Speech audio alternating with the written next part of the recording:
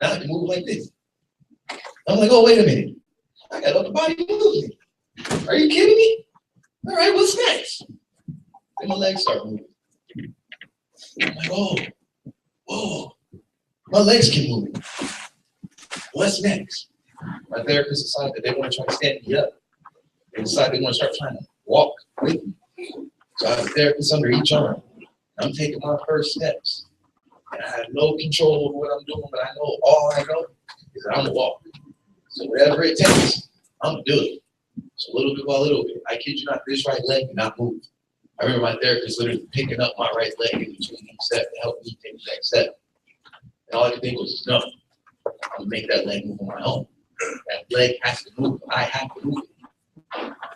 So now, what you guys see is somebody jumped over point B. I completely obliterated point B as an option because point B is no longer an option. Now I'm focused on point C because point B was an obstacle that I did not see coming. But since it came, I took it, I endured it, and I transformed. I decided that I was going to be bigger than what I thought I was going to be prior to. I want you guys just take that in for a second. As I bring back up, you know, the most exciting man ever because he just excites me whenever he comes in.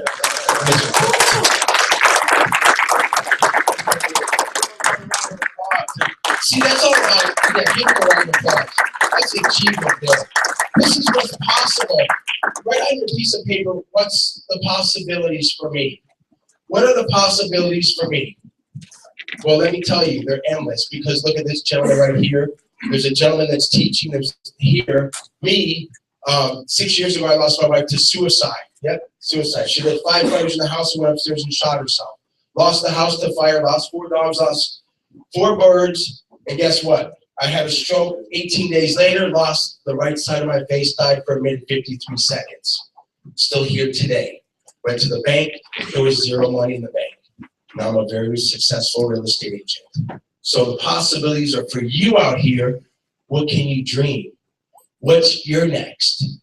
Put on your piece of paper, what's my next? Take ownership of that, which is really cool. Because most people, it's amazing, real quick, is if seeing is believing, then believing and seeing. And put this down on a piece of paper.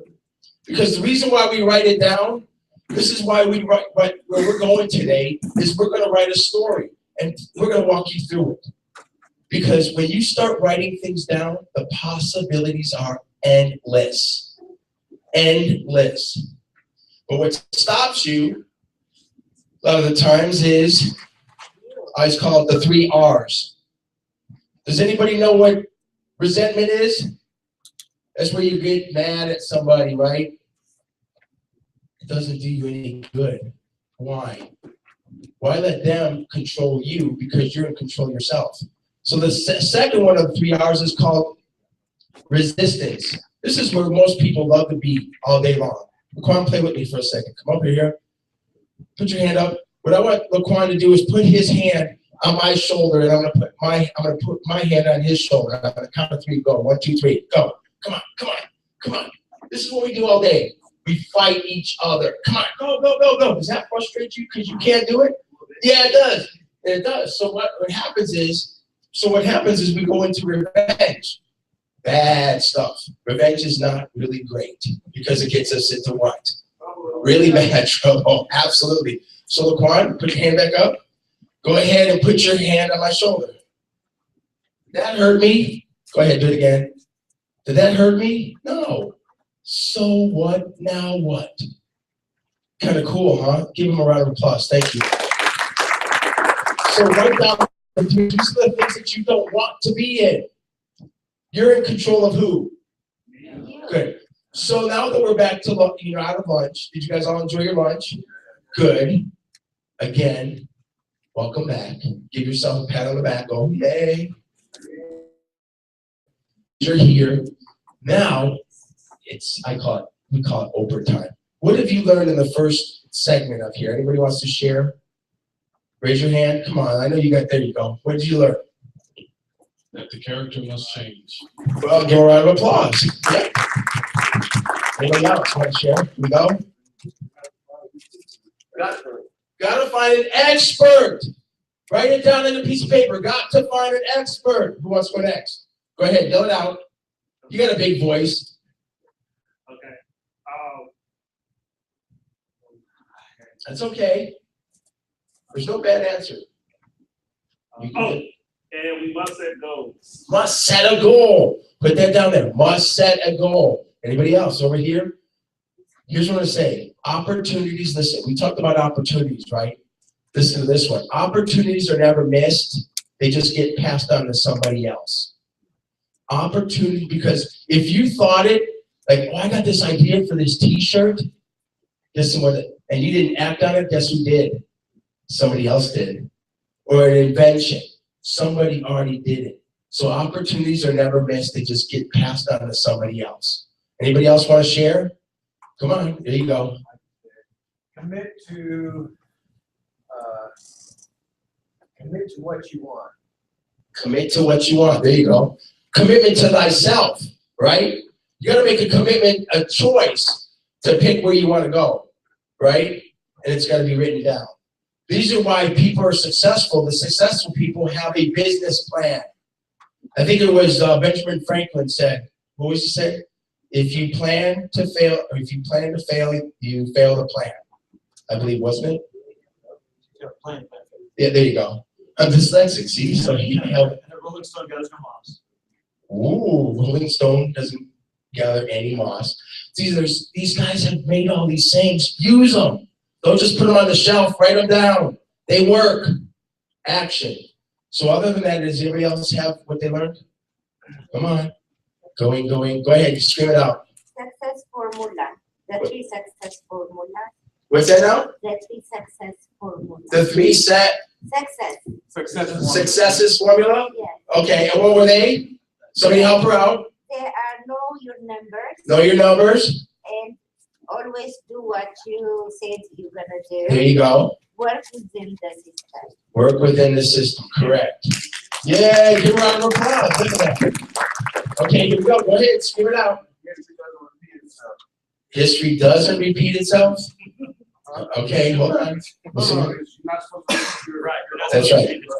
History does repeat itself, believe it or not, if we allow it to. Correct.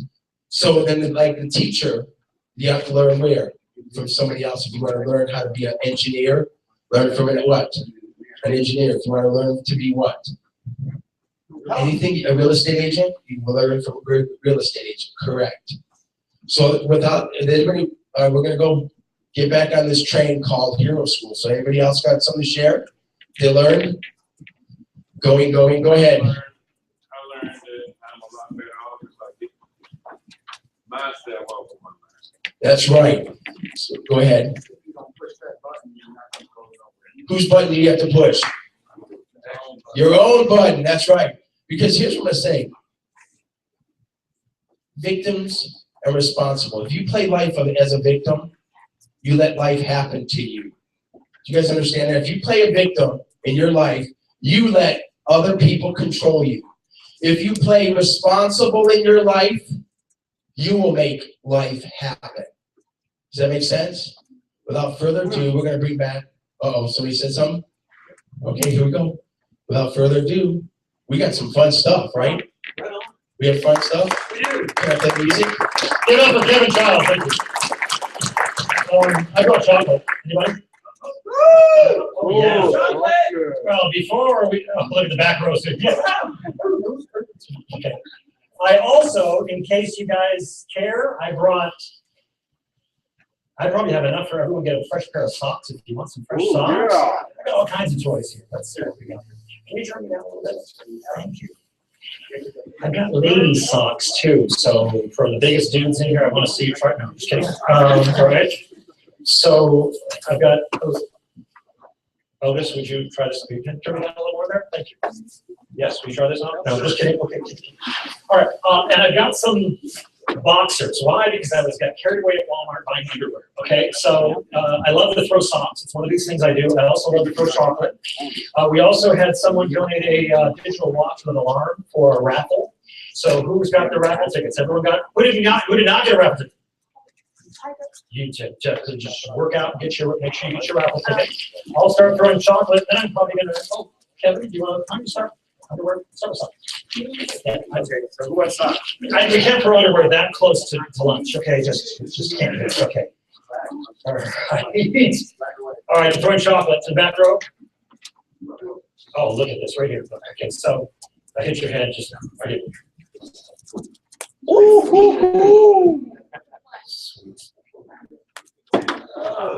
But yeah, I'm just trying to detect. No, I know. I see how you are. Are you cold? Black and white. Oh, you see that? There you go. Come on. Nice You pass. guys are okay. Starving. I might have more. Two pairs of what? Yeah. It's gonna come in hot to the back. With one video for the back row, it's coming to be a handful to share.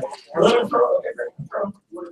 Throw. It's a slow ceiling. I have to go with it. Coming. It's ceiling too low for my arm. I apologize. The sidearm works at a distance, but the breaking ball. Oh yeah, I'll hit the first person, it'll hit the second person. Butterfingers.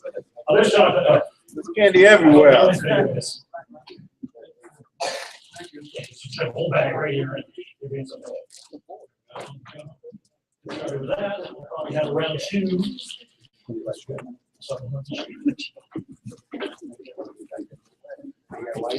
Decent chocolate. Yeah.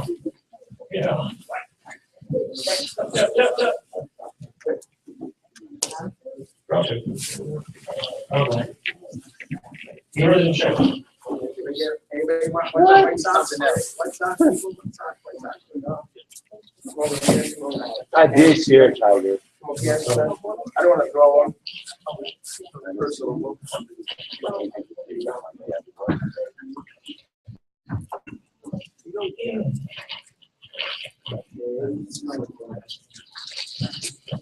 Oh. White socks. There's still short chocolate. There's still extra chocolate. Yeah. Ankle socks.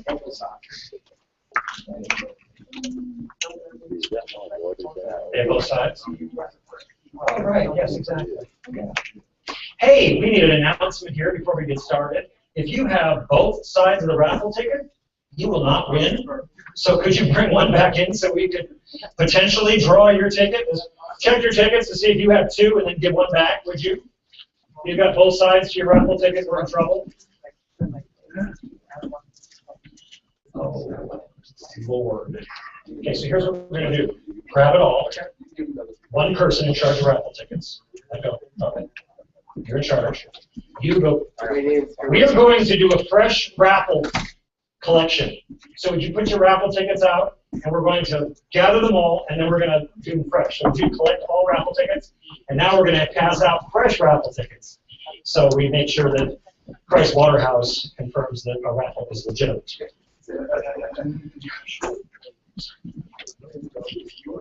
Well, just keep this one. Yeah, collect. And then we'll start with fresh raffle tickets. Bad. Oh, good. Right here. Thank you.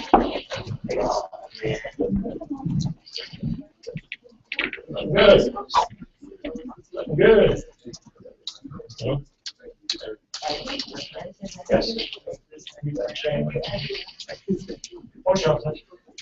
Is it loud enough if this mic on? That's not chocolate. Apparently my phone.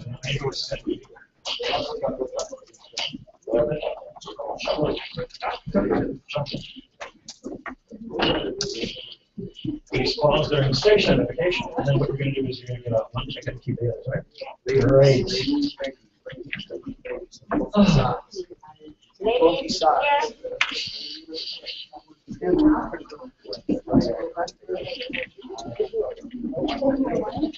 I'll repair those. I wear those. Can you give the young lady back there. Oh, yes, sir. Thank you. Go to Swag Shop. Swag, I like that. Swag. Pink or blue? Right now. Oh, yeah. Thank you.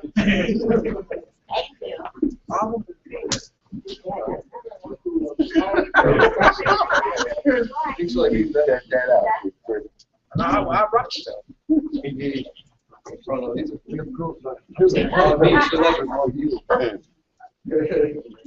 Personality test. All right.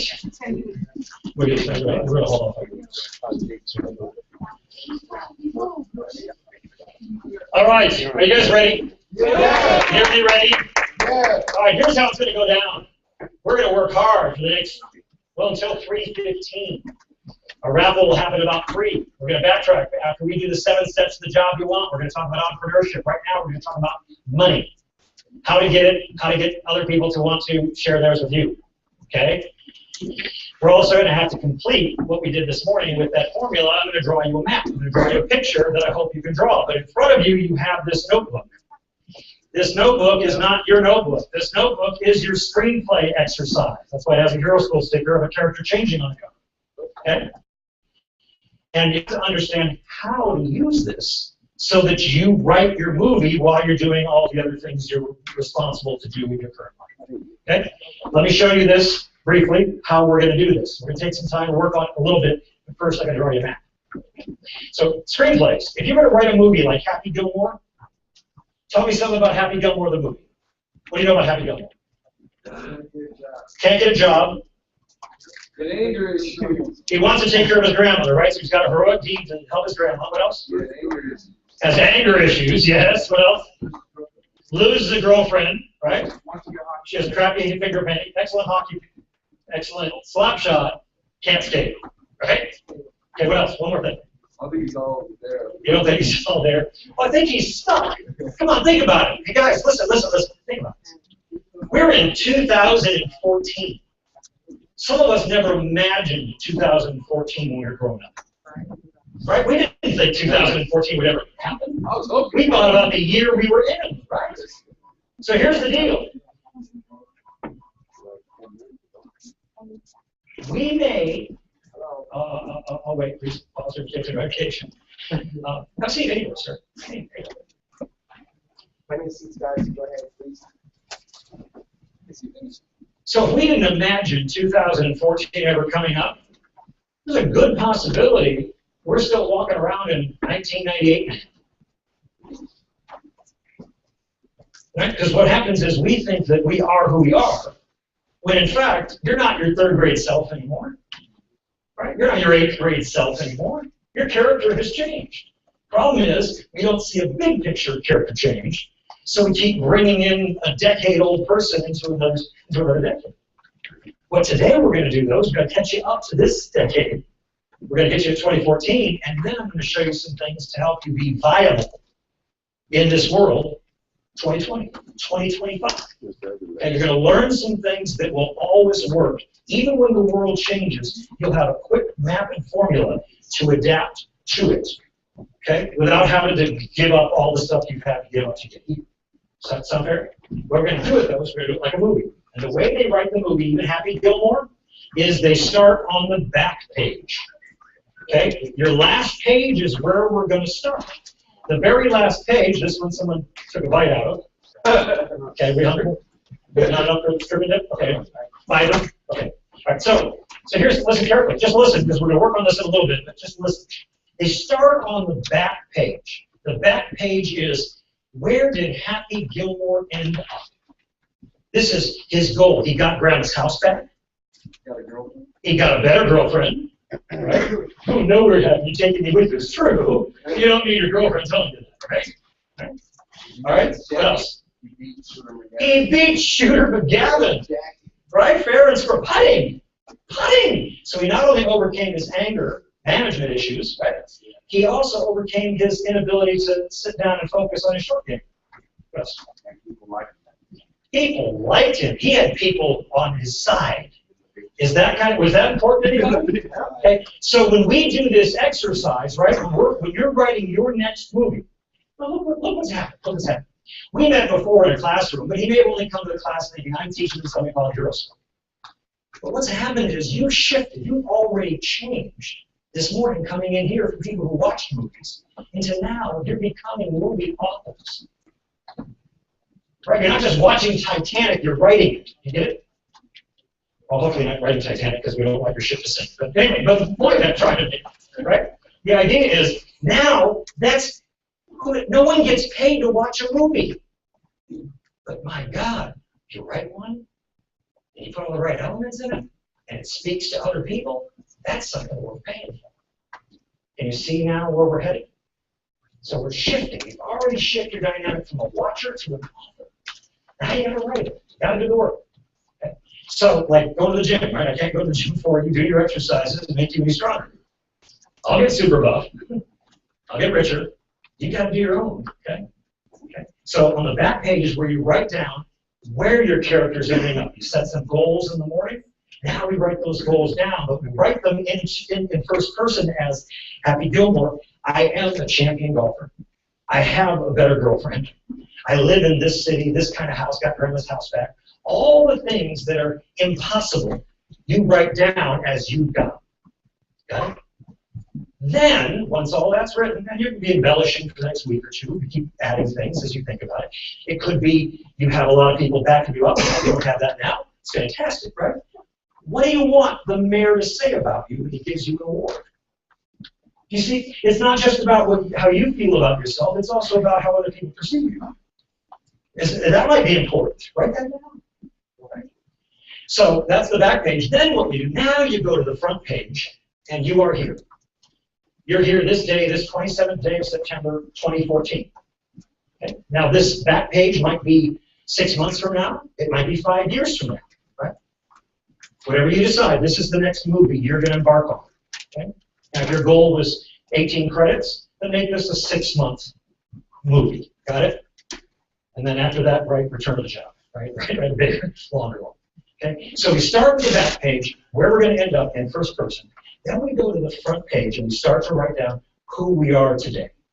What we're going through, strengths, weaknesses. So if it's Happy Gilmore, what are some of the strengths for Happy Gilmore? Not at the beginning. Okay. Great slap shot, right? Powerful slap shot. He did have a great heart for his grandma, right? Right? And he was willing to give up his life to help her get her house back, right? What sucked about Happy Gilmore?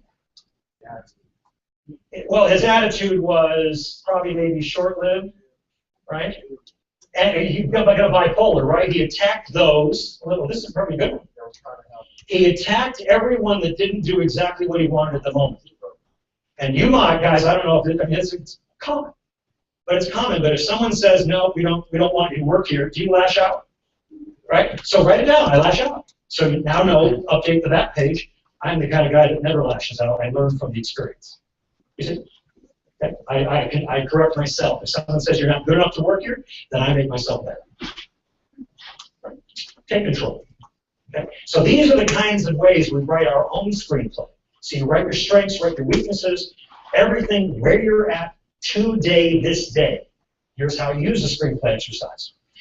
Every day you take this little puppy and you start on the back page. In the evening before you go to bed and in the morning, and you read about your future self.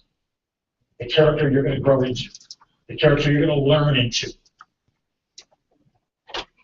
And then you go look at the front page, and you flip one new page, and you start to write down what steps you're going to take that day that gets you a step closer to the character you want to live. Right? You could just make a call to an immigration attorney. But it's a step, and you got to write it down. Because then you're going to look at it, and that's where self-esteem comes from. See, I don't know if you've ever suffered from low self-esteem, but there's this idea in the school district, I don't know, probably started 10 years ago, unfortunately misguided, that kids aren't learning because they're suffering from low self-esteem. So you don't get it? So the teacher started saying, oh, John, you're so good, you're so good, Johnny. Oh, Johnny. And the problem is, it's self-esteem. The only person that can build yourself is nobody else. I don't care what someone says about you. Yourself comes from doing. The more you do, the more self you build, the more esteem you have. So that's why you write it down, what you've done. I made a call. Dang it, you've done something more than you did yesterday. Your self-esteem is higher. Your strength is higher. Did I give you back your strength? Okay. All right, so you understand? So these are things you got to do, but write down even the smallest detail because it takes courage. If there was a problem yesterday, you might just pick up the phone and handle it today. But if you let a problem go by for a while, it gets harder and harder and harder, like unseen forces are just, you'd rather sit down in front of an IRS officer for 6 years than deal with some of these things. It takes courage, obviously, to do it, but the only way to get to the impossible is to deal with the obstacle and just have the courage to do it. Yes? Yes.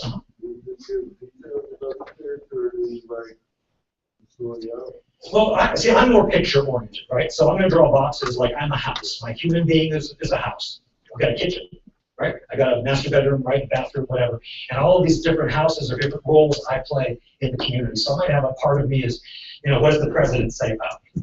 Do I care, right? What about, what kind of dad am I to my son? You see, I play those different roles. So I separate my last page into roles and then fill in the boxes for roles. And in fact, I'm not sure if we have this handout, but there might be enough because this is like half a typical size class. We might have enough back there. It's a 7 cells worksheet. So on your way out, so you can work on and embellish your screenplay exercise, ask them. They might have copies of this there. But some of your selves, you have a spiritual self. You have a professional self, obviously. These are all different roles. You have an intellectual self, right? Your smarts are great, but no one pays you for what you know. They only pay you for what you do with what you know. So you have to add your intellectual self to a professional self, right? Right? You might be smart and professional, but your relationship room is empty. You've not built any relationships outside of family or friends. And they're not hiring, right? Right? You're going to suffer the same lack of opportunities they have. You've got to figure it right. So I do mine in the boxes. You can do it in roles. You can do it in terms of these cells. So it's up to you. It's up to you whether you're more literary or you're more visual. Did I answer it? No. Ask the motivation for the question. What do you want to write down?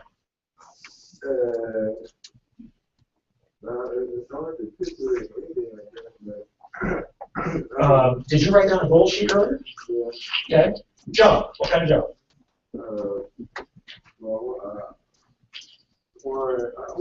Perfect. Excellent. This is why you have a teacher today. Great. So today, right now, we're going to talk about money and then 7 steps to the job you want. And when we're done in an hour, you'll know exactly what job to write down. And then you'll say, I am in that job. I will just recommend this first screenplay is for this first job. I am working here and I'm a valued part of this company doing this work. You might jump all the way to your 50 million, fine. I hope you share. But the point is, right, each of you is at a different level or a different goal level, but we're going to help you fill in the blanks so you'll know exactly what you're going after today, okay? Good. Good. Laquan, where are you? Great. Did you ever see me when I broke both my legs and I was on a body cast for 6 months? I was going to heal. You made yourself work. I just became ultra flexible. So, that's just weird. Gross, right? Anyway, sorry. All right. So here it is. So I don't want you writing in that notebook because you might be writing in January right now. You said, so I want you to take notes on note paper. I need to do the screenplay book is screenplay. Okay? Giving you the tools to create the movie. And I'm about to give you a map. I want you to draw in there. But if you draw it, put your formulas and your maps on your inside cover, right? So you can always refer to it on every page you're at, right? So I'm going to give you, so break down the C over time equals change. Maybe draw this map I'm going to give you. C over time equals change, remember? Yep. And then I'm going to give you the 4 laws of entrepreneurship. and then you're going to swear to me you're never going to do the opposite of the 4 laws of entrepreneurship. Okay, but first I'm going to give you a map. I'm going to give you a map that bridges this morning to this afternoon. Okay, you got this done? Here I am at the board. Can you see me, everyone? Most of me. We're trying to see me. All right. The first Superman comic book was what year? Who said that? He said 1938. DC Comics, #1. You have won my first book quiz. It's only $5. I was richer when I was with Apollo 10 years ago, so there you go. Nice work. Who, by the way, on quotes, who said with great power comes great responsibility? Somebody else. Benjamin Parker. Spread the wealth. But Spider-Man didn't. Who did say it? Ben Parker. Ben Parker. And his name is? And the actual name of the character in the film is Sagas. Oh, in the movie? Okay, well, who really authored? I don't care. Who's the author? Uncle Ben. Uncle Ben Parker. Yes, absolutely right. Right. You know. That was. I'm sorry, it's a movie, so it's only a $2 answer. Damn. So.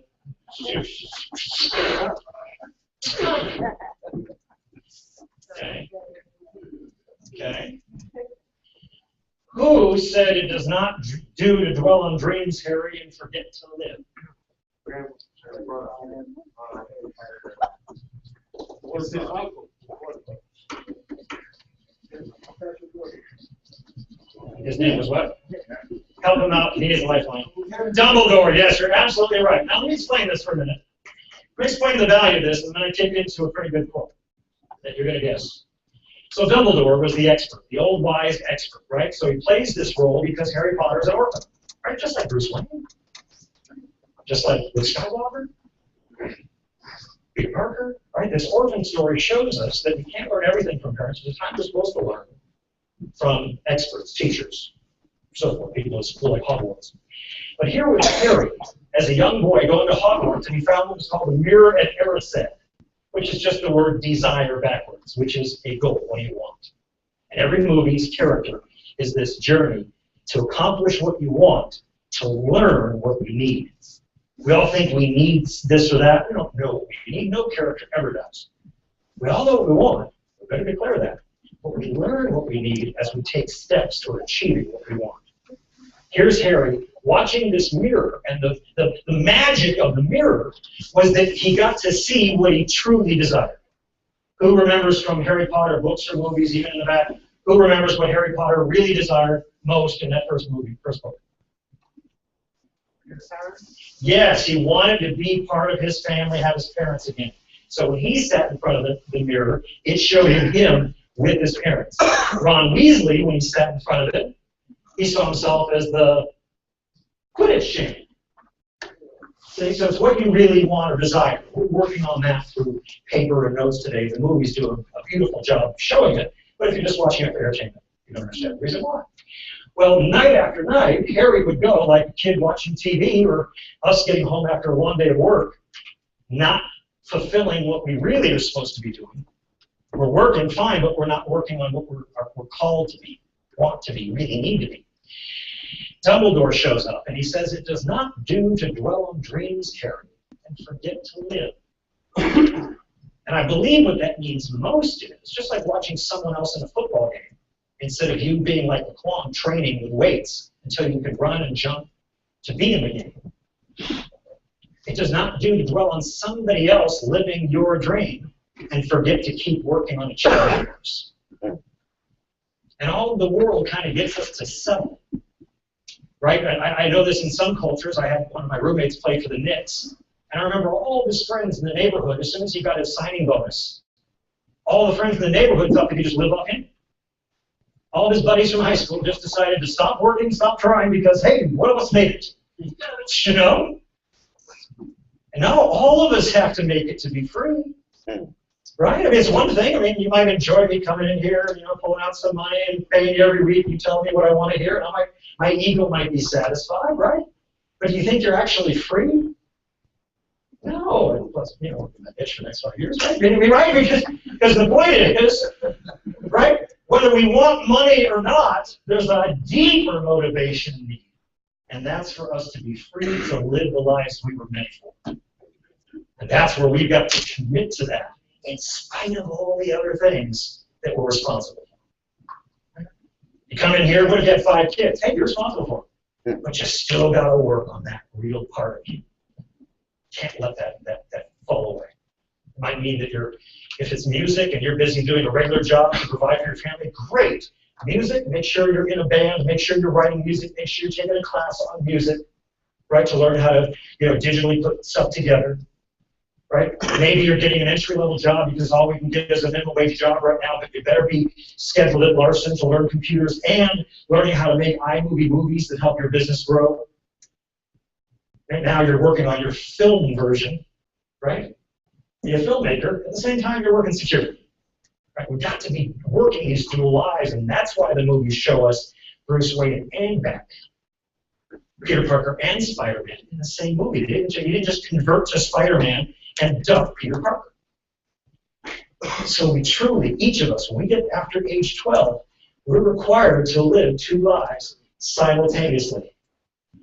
You're born that way, frustrating you. But anyway, the point is, we're required to do it. So we just dance. We walk this rope, this tightrope. So I laid all that out from the movies to show you something that was written in the 1800s, years before 1938 DC Comics. Years before any Superman movie. It was called Superman, translated in German. They got Superman, the overman, the person who overcomes nature. But in effect, it was Nietzsche, Friedrich Nietzsche, and he writes in 1881 this thing called Superman. Now, I could read it from the book, I'll quote it, and I think I'll draw this picture, and I'd like to see you put this picture, not with all my fun details, but this picture in your book to always refer to, because I think it's the most accurate pictograph for a human being's life of transformation, of who we're born to and who we're born to be, and how to get there. So here's what Nietzsche writes. I'm not sure if I have a copy. Wait.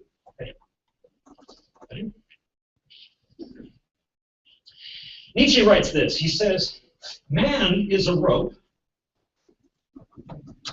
fastened between animal and Superman.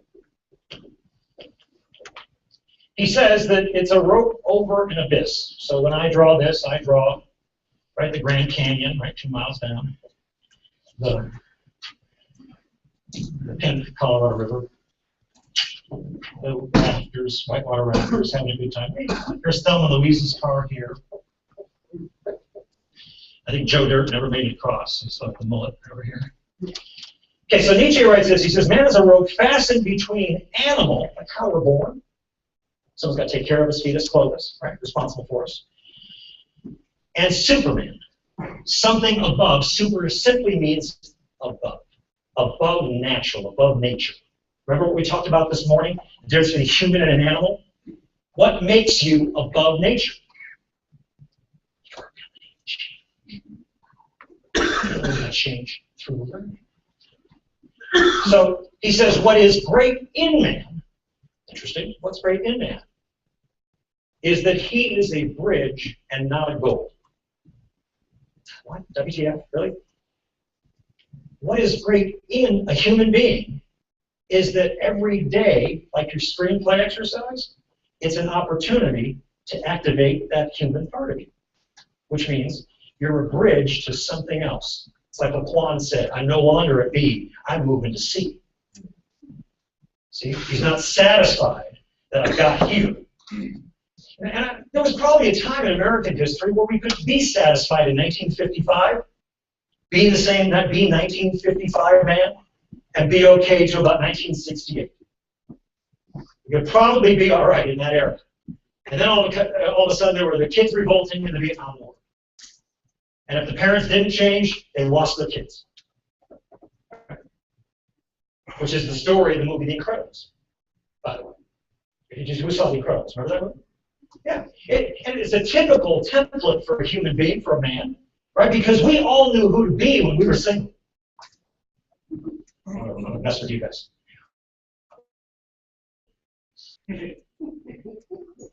But as soon as we got in a relationship or in a family, we had to take on 2 additional roles, right? I'm a husband. Now all of a sudden, and usually it was in the Incredibles, it was because he didn't want her to get hurt. He had a struggle with allowing her to be her own person. So he tried to protect her and prevent her from living. She tried to keep him as a father because she cared so much for the kids. And all the while, his inner hero was not getting fed or fueled. So what does he do? He sneaks out at night. In The Incredibles, he tried to get into hero work. And in the real world, we might sneak out to go work in the office. We might sneak out to do something risky. Human needs psychology would tell us that we have 6 human needs, which include significance, which you might not get as a father in some relationships. We also have certainty, so the home is satisfying that need, but my God, we also have uncertainty. We need a little bit of challenge in our lives. See? So what this story is this man's progression, and he only does it through learning from an expert named Edna Mode, the progression of how to fulfill his hero and become a heroic father and husband. And by doing, birth an entire heroic family. Right? Free his wife from just being a mom so she can become Elastigirl again. If you recall the book from Edna Mode, you are Elastigirl. Get it together, you know, and call me for coffee. I love our talks. Right? Sometimes we just need to be slapped out of, oh, we weren't supposed to give up the hero we were in order to be a parent. Oh, come on. This is too good. Come on, books. All right, so between Animal and Superman, let's work this out as if we were 18 and we left the home and we got to this first job. We talked about it briefly this morning, but here's our map. And we thought at 18, we didn't see the big picture, right? We didn't see 2014 coming. So we took off in life as if it was one big super highway to $50 million. And then we found out that Nietzsche was right. It was more like a tightrope over the Grand Canyon. And just like Happy Gilmore at the first hockey team, he gets the coach telling him how it is. And maybe it reminds him of his parents. Maybe it reminds him of something else. I think it was Remy de Beaumont who said that the man who rails against women is really railing against one woman only. So let's say in the workforce, being a woman, some men, a typically male-dominated field, for example, let's say it was banking, you come in there and you still got some guy who's still thinking from the 1950s. He sees there's no reason for a woman to be here and treats you that way. And you want to react with this pimp slap he deserves. And yet, we've got to remember, he's a man stuck in 1995 or 1975. That's all. He just needs some help. And he's not lashing out against you. He's lashing out against the very first woman that hurt him. When we see a boss like Happy Gilmore lash out at a coach, he's not lashing out at the coach and every subsequent coach. He's just going through an auto routine of every other adult figure that didn't tell him what he wanted to hear. Right? We have to be wiser than this. We've got to step outside of this reaction programming. Exactly what Kevin showed us on the board with those 3 R's. So if you know that, right, if you understand it's not about you, not because you're a woman, it's just because of someone that hurt him, right? So you don't respond as if it's you. Who are you telling me, right? Respond, just say, who hurt you? Who was it? Right? Go get right to the bottom of it. Help them out, free them. And help and clean, right?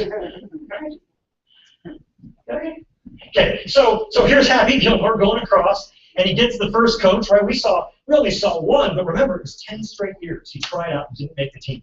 And each time he got up against that, and he decided to fight, resist, revenge, instead of just saying, okay, which is the story of Forrest Gump. Forrest Gump, the only character in film who always, or let's put it this way, who never was stupid, never was what they called him. How many of you know this? When someone calls you a name, they're actually talking about themselves. See, the word stupid comes from the Greek word moros. We get moron from it, sure. But stupid doesn't mean dumb. Right? Forrest Gump had an IQ of 75. Stupid is different.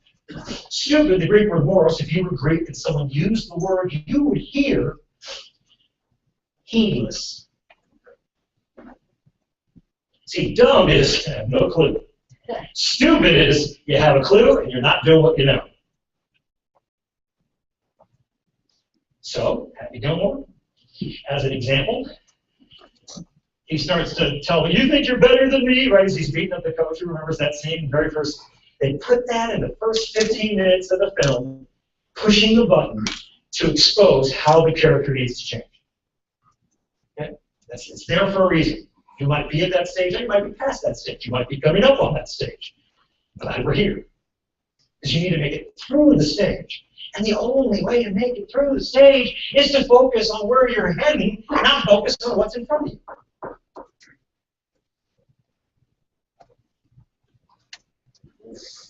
But Happy Gilmore, in the midst of his little fight, his little tirade, he says, you think you're better than me? Let me just clarify this. The coach of a hockey team that you're not yet on is better than you. In many ways. He's the coach and you're not. He's on the team getting paid, you're not. He's better than you. Accept it. You better hope so, right? The reason why we don't listen to teachers is because we don't think they're better than us. And every one of them is better than us at that, which is why we're in the class. I subscribe to what Emerson said. He said, every man is my superior in some way. In that, I learn from him or her. But if you're trying to get on a team or trying to get to a business or whatever, everyone that's already there is better than you. Say, accept it.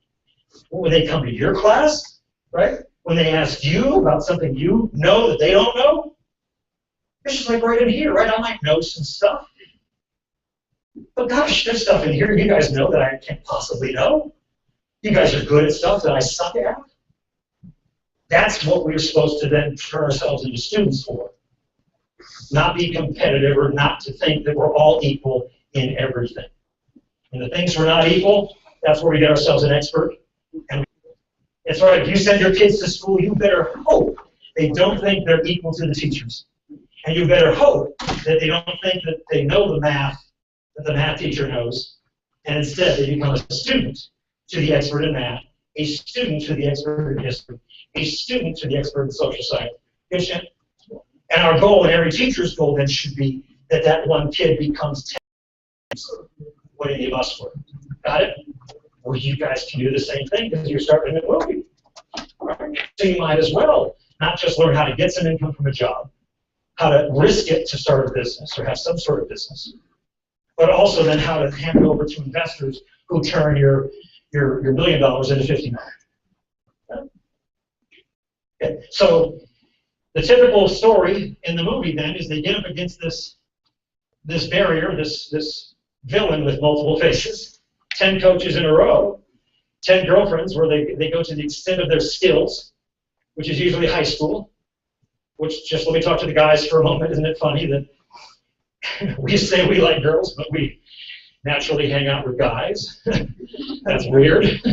I mean, the Jews are, but look at this behavior, right? If you say you like girls, doesn't it make sense we should be hanging out with girls and learning from girls? Right? But instead we group up with our guys and start talking about girls. Is there any wonder why we suck men typically? Marriages fail? And everything we've ever learned about women we've learned from dudes! Wake up! Wake up! Before you repeat history again! Start finding some wise women to teach you how to be better with women. Yes, I have 2 fans for that. Thank you very much. All right, so we take our steps across. We get here, we fall when Happy Gilmore fights with the coach. Bam! Misses the water by that much. But look at how tough you are, right? You want to talk about what you write on your front page? You're so tough. Yeah, you may have been stupid. You may have repeated history. But my God, you keep getting back up. And you keep climbing back out past the wreckage of Thelma Louise's car, and you keep starting again. People ask me why I keep doing hero school for free. Oh my God, you don't think it's just inspiring for me to see people this powerful, this strong? Yeah, stupid. but so powerful and strong. All you guys need is a map. I just want to see you repeat history. Right? Who? Show of hands, who wants to repeat history again? Good, okay. Who wants to get to their destination and succeed? Well, right on. Now you see what I do? How can you be me and not do that? All right, so let's get there. So how do we get there? Well, we focus on what we're trying to do. Man is a rope fastened between animal and Superman. It's a rope over an abyss. We now know it's a tightrope because some of us have fell. You climb yourself up, but before you start again, let's get ourselves a better map. And maybe the starting place is you are here. Right? But like in the movie, nothing works in a screenplay unless you write down a visible goal. Where are you heading? Right? Now you're going to accomplish an invisible goal, and part of my work is to try to help you pull all of that invisible stuff in service. But you start by accomplishing the visible. And this stuff starts to come closer and closer to the surface until your Batman life coexists with your Bruce Wayne life. So finally, you get, now when this person says something, you use the strategy like with the dude, like we showed you here.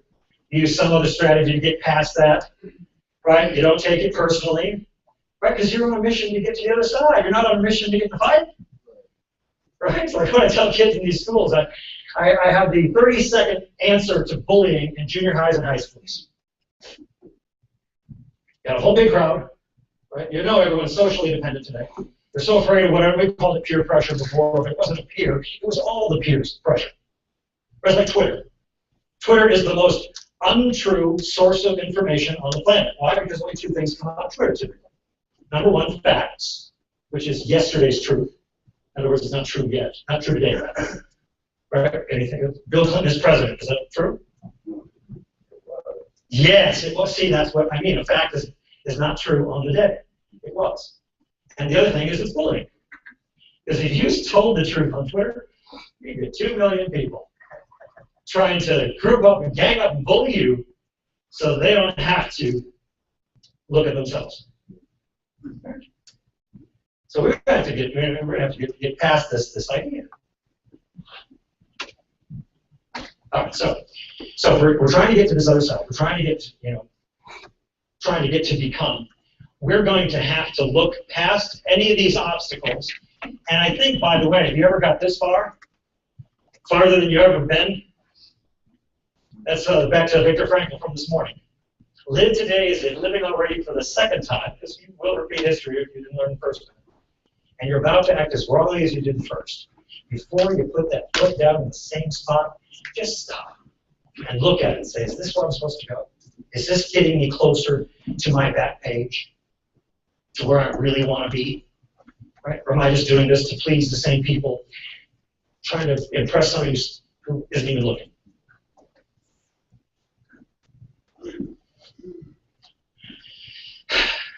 Now, in the movies, I'm going to superimpose some maps here. And then we're going to talk about money once you understand this picture. Okay, have you drawn the map under inside covers? Okay. Good. Does it look pretty? Did you draw Joe Dirt? No, I didn't draw. Thelma and Louise? Good. Thank you. That's kind of personal. Okay. All right, so now notice we have a Bruce Wayne and Batman life from the movies. I told you every movie screenplay has a want journey, accomplishing the visible goal, and a need journey, right? Happy Gilmore wanted to get a bunch of money to get Grandma's house back. Once he got the money, did he get Grandma's house back? Nope, should have been bought it. So that's when he finds out that, oh, money's not the answer to everything. Hey, money's not the answer to a lot of things.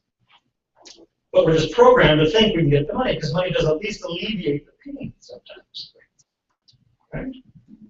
But it's not the answer, right? So we need to get the answer. Like I said, get a job, get the money, but also understand that the person that hires you is an expert. So get the money and the mentor. All right, so we're taking these two journeys here. Okay. Well, now let's look at one more aspect to this. Now, we made a joke this morning about this little thing being Las Vegas to LA. And this is a 4-hour journey. And unfortunately, if you took the off-ramp and got into Death Valley, you understand that, well, what is in Death Valley? Well, a lot of death. That's probably why they named it Death Valley. And the interesting thing about Death Valley is there's only one way in or out. And while if you look at it as an overview, you might be closer to your destination when you're in Death Valley, but there's no road to get there. So this is where the word in Greek is repent. Repent just means change direction, which means you got to go back out the road you came. And let's suppose this was supposed to be a 4-hour journey to your success, and now you've added umpteen weeks or years to it. Look, it's going to take a little while to get back out that little crappy road. At least you know, especially if you're writing it down every day, at least you know you're getting closer to get out of the mess. And guess what? Once you get back on this freeway, oh my God, you're less than 3 hours away to the destination. It's going to get really fast. It's like Chuck Yeager in the sound barrier, right? It shakes like crazy. It's horrible up until you push through. You get past 800 miles per hour. Now all of a sudden it's quiet, smooth, and really fast. You just got to make it through that breakthrough. All right, so let's see if I can have fun here. So I was in high school, and I was, who remembers the President's Council of Physical Fitness? About 10 things you did in high school to earn the certificate from the White House. And 9 out of 10, I was the top of the school. And the 10th one, jumping rope, I was like Forrest Gump and all that crap. I was like Andy Boy. I had no rhythm. I could not jump to save my life. Nothing. But somehow, I brought it up to one of my teachers, and he was a PE coach. I don't know what other, maybe he had a study hall or something. But he said, oh, well, I'll teach you how. I said, okay. So he picked me up like 20 minutes early. He got into school before the bus would. And 20 minutes early, I showed up in his room, and I jumped like I tried, right? But something happened. If you keep trying every single day, you don't just get kind of better. All of a sudden, there's a breakthrough. Have you experienced that?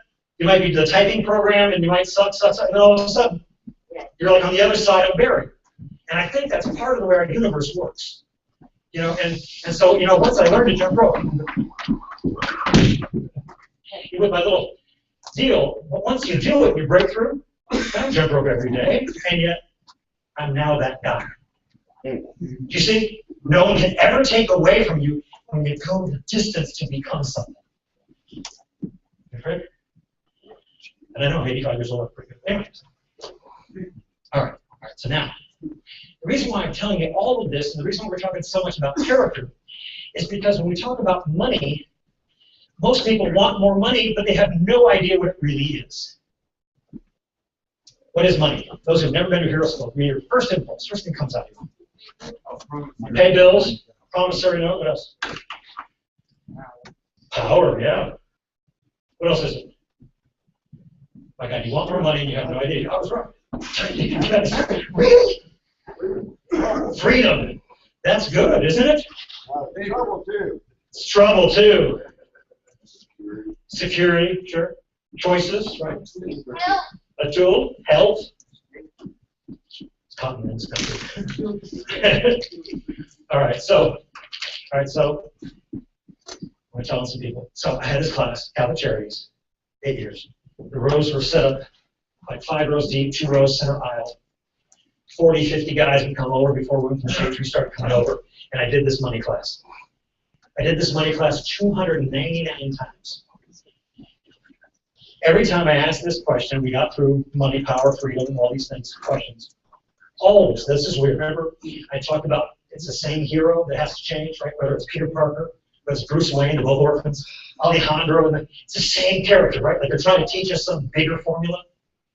Here was the weirdest stuff. So I had a different class every week, and yet every 2 weeks I did the money class.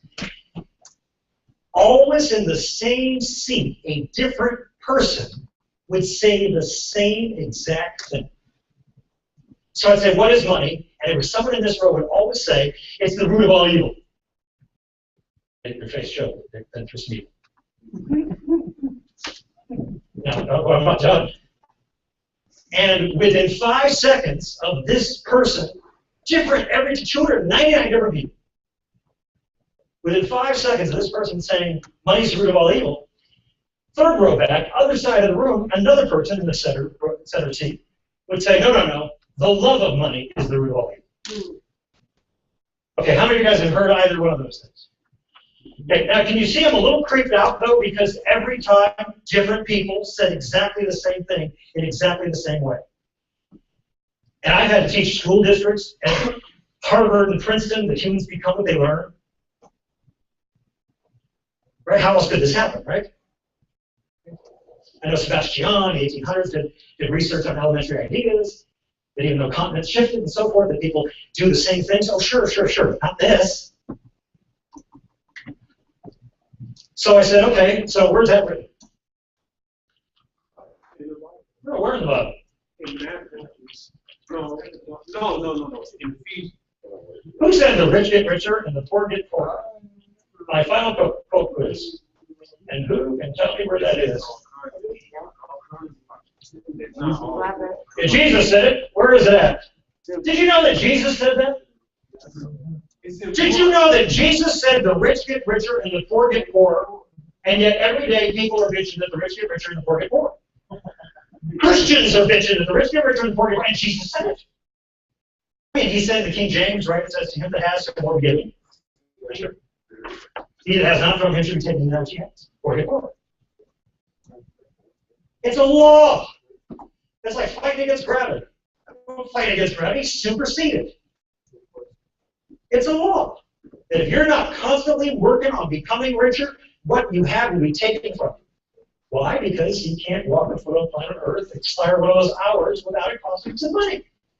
You've got to keep moving forward to pay for your space on the planet.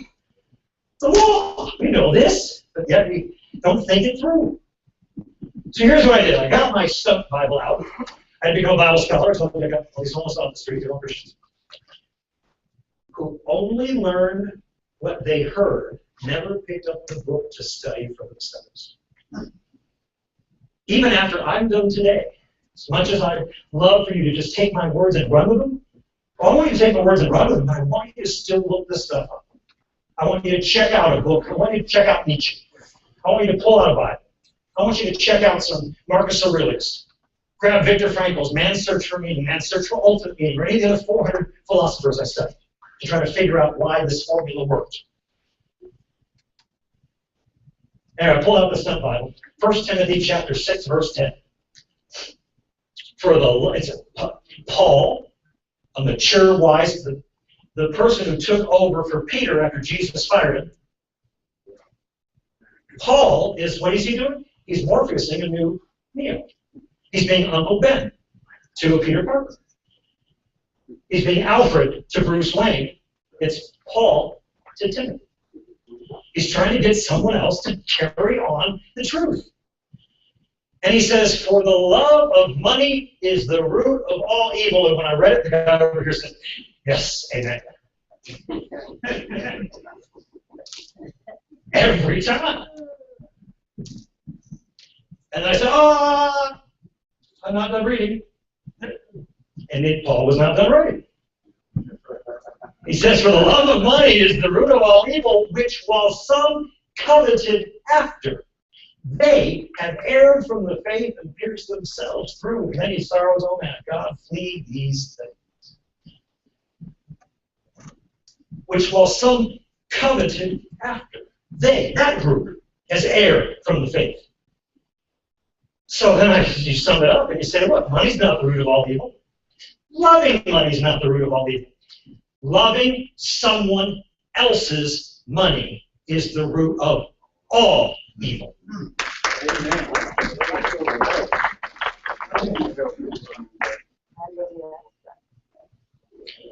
So when I was walking up and down that line in 1995, and I found the 4 habits of the homeless, they were just the 4 opposite habits of the laws of entrepreneurship.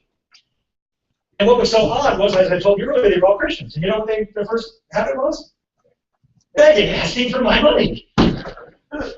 You got a problem with me? God. And maybe a felony or 3 if you didn't earn it. Is that crazy, right? But all because they didn't read the second half of the verse. And then you know what they do? They say, oh, I just need enough for me and my family. Are you selfish? Really? You were supposed to, right?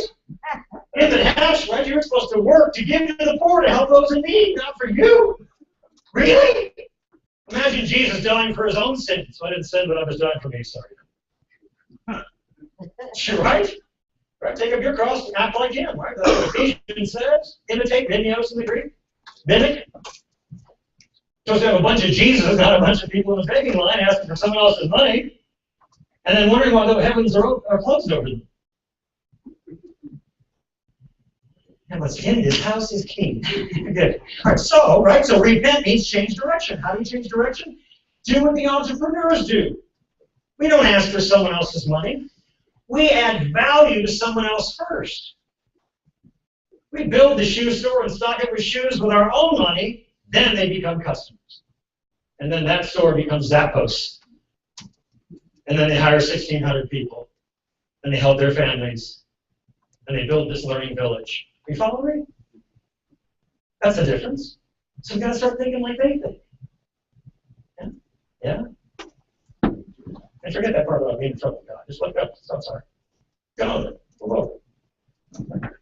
Also learn, right? I think we talked this before, but at a Larson class, but shoot, get in the habit when you get $100 of making sure you don't think it's all your money.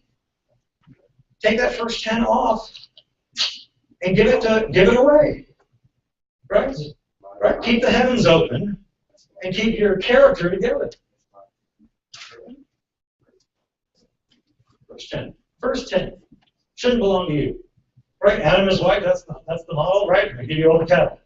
There were 2. Make more. Tickle them. Place them very white. Do something to make some more, right? No, girl. Whatever it takes, get the cattle to make more cattle. Right? And when they make 10, 1 belongs to me. That's the deal. And if you don't do it, you say you're religious, right? Why would anyone want to give you more cattle to breed or eat? Right? People just didn't finish the verse. Why? Because I think we got lazy. I think we thought we attended a math class, we learned math. No, we don't learn what we're taught. We only learn what we do of what we're taught. You could follow me through the gym for 10 years.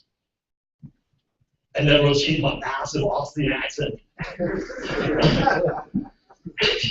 Give me album days, right? No, you got to do what you're taught. Learning is a combination of what you're taught plus your action.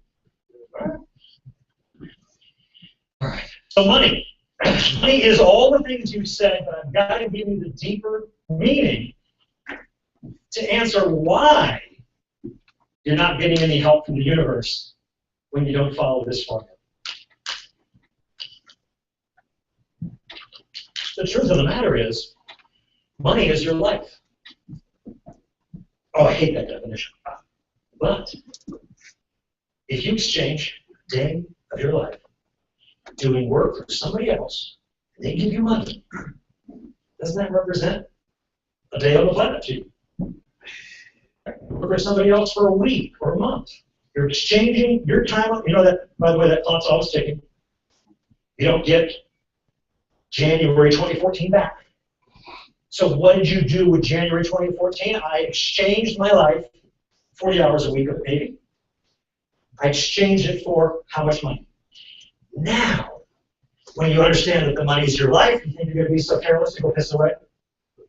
I say that because it's accurate, right? I'm not making fun. I'm saying that you buy stuff to eat or drink, and then you end up seeing it away, right?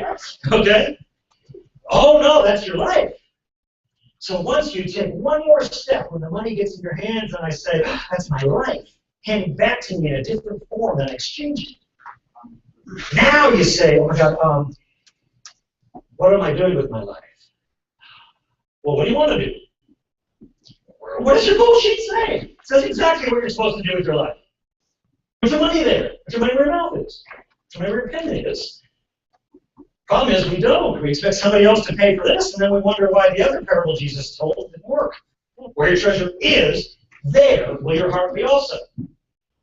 Anything you get for free, someone else is paying for it. Their heart's in it. Yours isn't, because you got nothing in there. So when you want to do free health care, They gotta have something in the game or they don't care about their health. Damn. Get them to a place where they can afford your great health care. But they gotta have something in it because where your treasure is, there will your heart be also. If you've ever got a bicycle given to you when you were a kid versus one you earned, the one that you didn't earn, didn't have an exchange of your life, the one that you didn't earn, you probably left out in the rain. I'm in my backyard right now, regretfully, doing exactly that. It's rusting back there because I didn't have any investment in it. The ones I paid for are in the garage. Tragic, but see the connection now between money and your life? Okay, now here's your connection between your money and your God.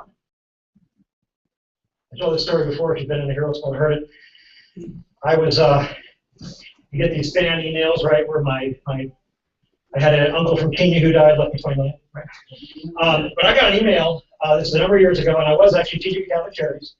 I got this email, the guy said from India, but see, I write messages for India, for 4 countries now in Africa. I write messages, try to end pandemics through philosophy, right? If you can get them back to learn their own beliefs, they probably won't kill each other with disease. I'm hoping. So they're asking, right? So I get all these kind of writing things in, but it came from India. They said, so we love your messages, so they're already kissing my butt, and I like it. And then they said, we love your messages, thank you. They didn't ask anything. They just said thank you for these messages they got online that we're helping. And they said we have a school for children, like 400 of these kids somewhere in India. And keep in mind, you add India and China together, you've got nearly half the people on the planet. So it's a remote little village, who knows, 4 people. And, this was what got me, they said, we got over 60-some lepers in our town that we provide medication for. Now I think they're lying, because lepers really still, right? This was probably 2008. Anyway, so I decided to write them a check, because that's an entrepreneur. I add value first. I help first. So I wrote the check thinking it was gone. And about a month later, I walked into my class at Catholic Charities with my mail. And I got this big fat envelope in my stack of mail. I just ran through the office before I came to my 7 o'clock class at night. So I came from work to go do my thing. And here's this envelope that looked like it swam across the ocean from India. And it's fat, it's ugly, all these stamps and stuff like that. So I'm intrigued, so I open it, forgetting totally about my little email. When I open it up, sure enough, there are photos in there of kids and lepers in India. And I said, my God, if you're going to do a scam, this is the best, right? So if you're really going to do a mail fraud scam, those pictures would seal the deal. You'd make tons of money. It's brilliant. And I got to about the 4th or 5th photo, and you got like 60 kids in the photo, 30 or so on each side, holding up this massive banner across this dirt road in the center of India, and my name was on the banner. And then I read them, so obviously now I'm going to read the letter. They said apparently I provided medicine and educational stuff for a month or something for the lepers. That's still like $200. I think this is the best value for $200 on planet Earth. But then something else came in. First thing about money when you exchange it is you now get it in a form that can buy you your future class that turns you into your future self. Second thing, I was standing at 1501 Las Vegas Boulevard North in a classroom. And at the same time, I was in India teaching children and healing lepers. I had become omnipresent. The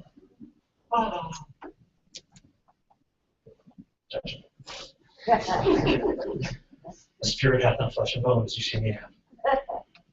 But that's when I started to be more godlike. That's hence the hero card, right? Right, hero is someone who just risks their life for someone other than themselves, right? A villain is someone who risks your life just for themselves, right? So the way in which people are supposed to become like God was not to become going to church, but becoming like God. And so when you talk about people with 400 companies, they have become, if you will, omnipresent, providing jobs all over the place. If you're Virgin Airlines and Virgin Music Industry and all these other things, right? Right? MGM provides 60,000 jobs in the state of Nevada. It's pretty omnipresent, isn't it? It's not a secret. We just had to read the whole verse. And I'm saying it starts right here with you, and as big as you can be, getting the concept now so you don't just go after one fraction of it and stay fractional man for the rest of your life. You're supposed to become manifold. Right? So when you get money, I see it as your life. When you see that, now decide what life you want to build with it and start putting pieces of that money into where you want to go. Don't keep paying for where you've already been. Because I saw the world as an entrepreneur, we had 4 laws of entrepreneurship. Law 1 is we add value first. I'm going to help somebody else first. If they call the office and I don't have a product or service for them, I'm still going to refer them and give them some value first before I get $1 from them. That makes them typically want to then do business with you somehow. When I walk up to that line with the homeless, their first habit was, you already called out, begging, asking for someone else's stuff first. Okay? So this is the shift in our thinking. Second habit, when you own your own business, you take responsibility even for stuff you didn't do. And I'll never forget the first time I taught that class in the park with the homeless. Here's what happened. So imagine you're with me helping me get this thing done. Got all these chairs, I rented them from Ahern, a massive sound system, homeless, scattered, set up here. And I'm sitting there after finding out that they're all Christians, and I'm just starting to read the Bible. And so I say, wait a second, I found 4 habits that were opposite the 4 laws of entrepreneurship. And because I asked the people, I said, so why are you homeless? Where are you from? All these things. And they would say, that bitch I married, my boss is an asshole. They just keep they go down the list of who else's fault it was that they were homeless. And while that might have been true, in my business, I don't have the luxury of saying it's someone else's fault. You see? And this is where we talk about being right or doing the right thing. So even if it was the boss's fault, if you're an entrepreneur, you take responsibility for it. Right? Even if you had 5 horrible teachers that forced you out of school, you still say, you know what, there must have been another way I could have done it. You just take responsibility. Just so you own yourself and you're not still under the rule of those 5. So, but here's what happened when I didn't know anything. I hadn't studied, hadn't read the 400 philosophies, hadn't tried to figure out what I'd accidentally done getting the first 9,200 off the street. So I said, wait a second, I remember what had happened. It was like an epiphany. I said, wasn't your role model this Jesus Christ dude? And, oh, yes, amen. And I said, and didn't he not only not sin, but didn't he take the blame even for stuff he didn't do? And at that moment, all those homeless Christians in that park realized you can't be a Christian in Lane. Can't. It's totally opposite Christ-like. You can't, by the way, since this is now, yesterday, day before, was Jewish New Year, right? You can't be Jewish in Lane. Oh, I mean, Jewish people do it. Right? But you can't. And be aligned with your God, because in Numbers 14, if anyone did any kind of reading, remember the first 5 books were the quote-unquote back parts that were revealed to Moses when God passed by. I know, most people thought he was just looking at his butt, because the King James Bible, it says back parts. But it meant the history to Adam. He hadn't revealed anybody. That's why then Moses wrote the books. So in Numbers, he is assigned by God to go into the Promised Land. Everyone knows the story. He watched it every Easter. Charlton Heston. And there's one more plague, right? Right? We know the story, but we did read the book. Well, here's what happened. He sends them all to the Promised Land, a representative from every tribe. And all but 2 came back and said, oh my God, they're giants there, they'll kill us. We can't do it. They came back with an excuse. I mean, today I'm going to ask you to go to Ed and sign up for Larson training and see if you can earn a scholarship. And then he's going to expect you to go the distance. And he's going to expect you, when you miss something, not to come with an excuse, but come with an apology. Because this is how we do things in this world. And you know, these 10 of the 12 representatives, if you will, the 12 tribes of Israel, that had already been freed from bondage and 400 years of slavery. came back with an excuse why they couldn't go in. Their God had parted the seas, had brought frogs into the ovens and pots of everyone in Egypt, and wiped out all the military, but we can't go in because these guys are too big. And what did he do? He said, here, Moses, I'm talking to you because we have this relationship. Moses, I'm playing role God because my last name is Todd. You know the Todd before your parents. Oh, you see the right hand of Todd. So, Moses, I'm going to kill them all and make a new family through you. It's exactly what he said. And you know what Moses did? Moses was the first, or he's the one that Jesus copied. Because Moses said, no, you're not going to do this. We haven't gone this far. He negotiated. It added 40 more years to his life. He gave up his ability to go to the promised land, to sacrifice it for the idiots that said no. And the first two that got to go to the promised land were the two that didn't come back with the quote-unquote evil report, couldn't be done. But here it was. Moses was the first to take the blame even for stuff he didn't do. So I'm asking you to shift this in your conversation. It might be bad training even, but you're going to have to take a break. When someone says what happened, you say, you know what, I apologize, I should have studied first. I should have done a little more research. We thought we had everything covered. Just take the blame. Third thing we do, and you've learned this in Hero School, obviously you're already doing it. So if it was the only thing you've done so far, you're already 25% into success and entrepreneurship. And that is, you learn vertically instead of horizontally. Poor people, broke people, poorer than poor people, which are O, final O and R silent, right? They learn horizontal. They come to a class with money experts, and then they discuss amongst themselves things about money, right? That's just ignorant. Right. Hey, we become what we learn, right? And if all the money and information you're learning is coming from people who are broke, what are you going to become? Broke, right? So entrepreneurs, we're constantly learning vertically. We're constantly finding experts in things we suck at to learn from them. And we're asking questions like, what must I do to learn this from you?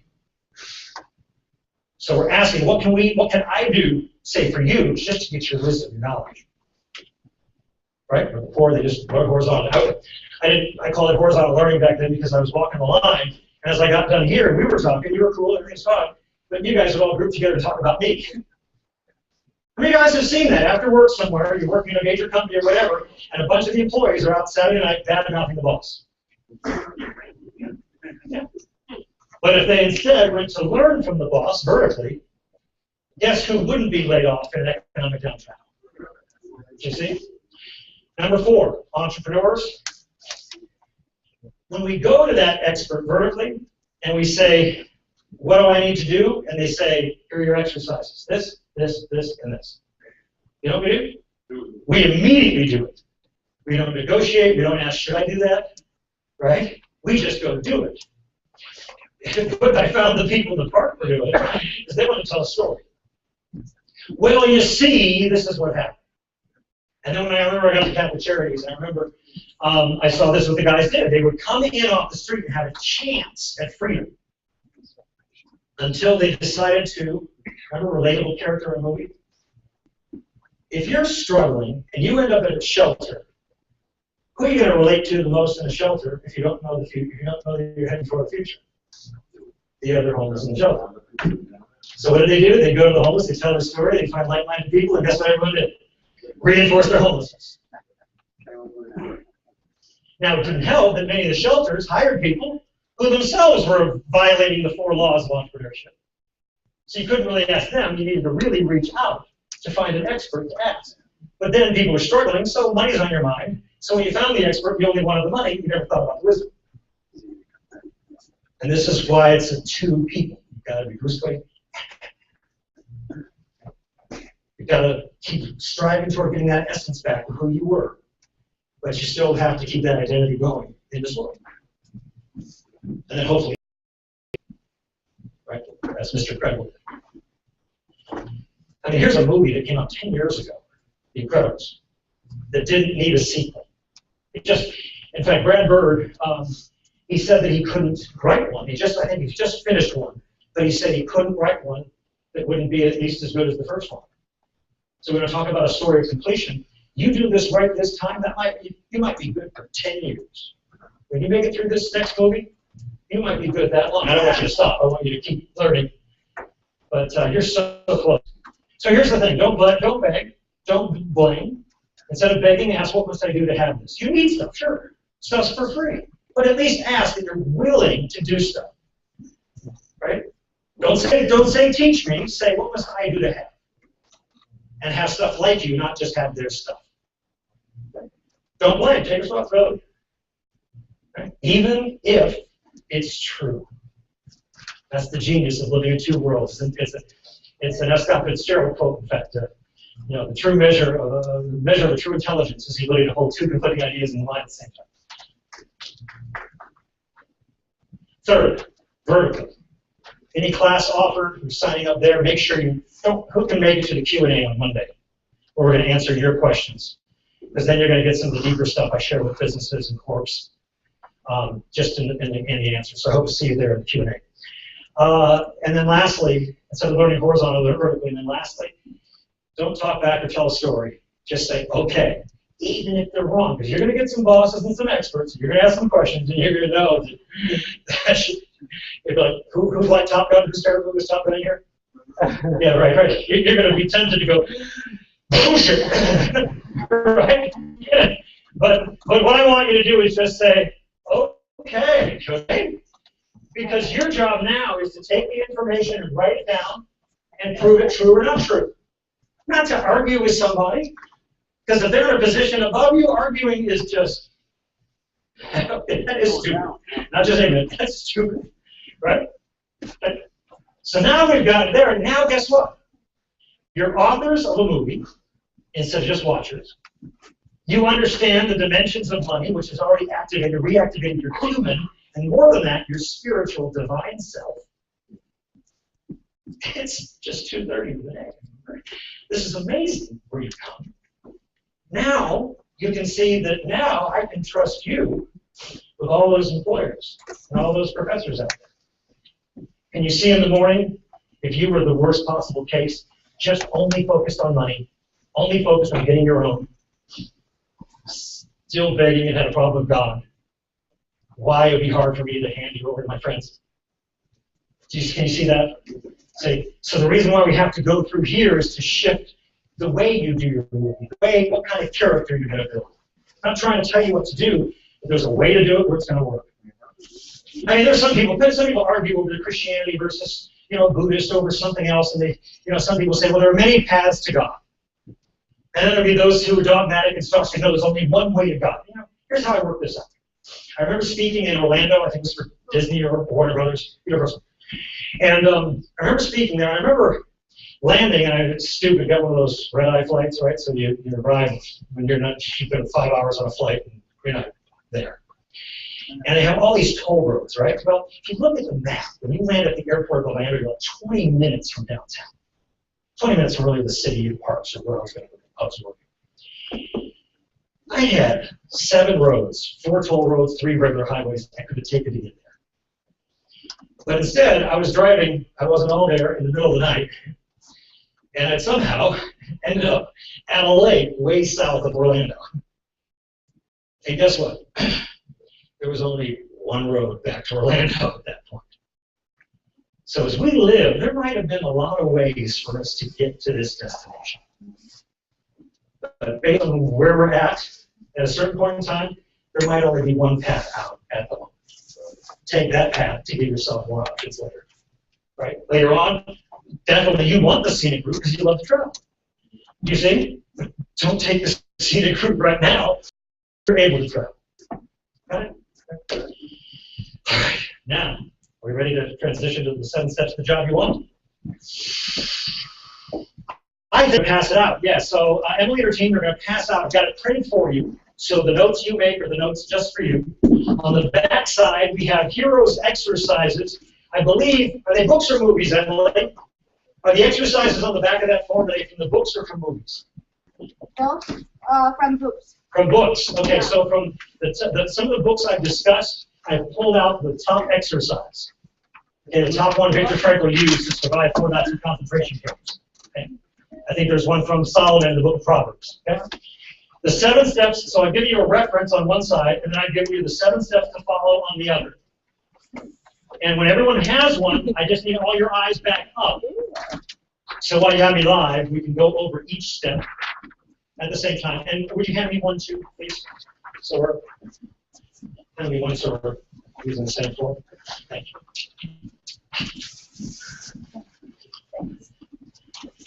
Now, you may go to have other classes, other trainings. They might vary this a little. Remember, it's coming from my entrepreneur perspective.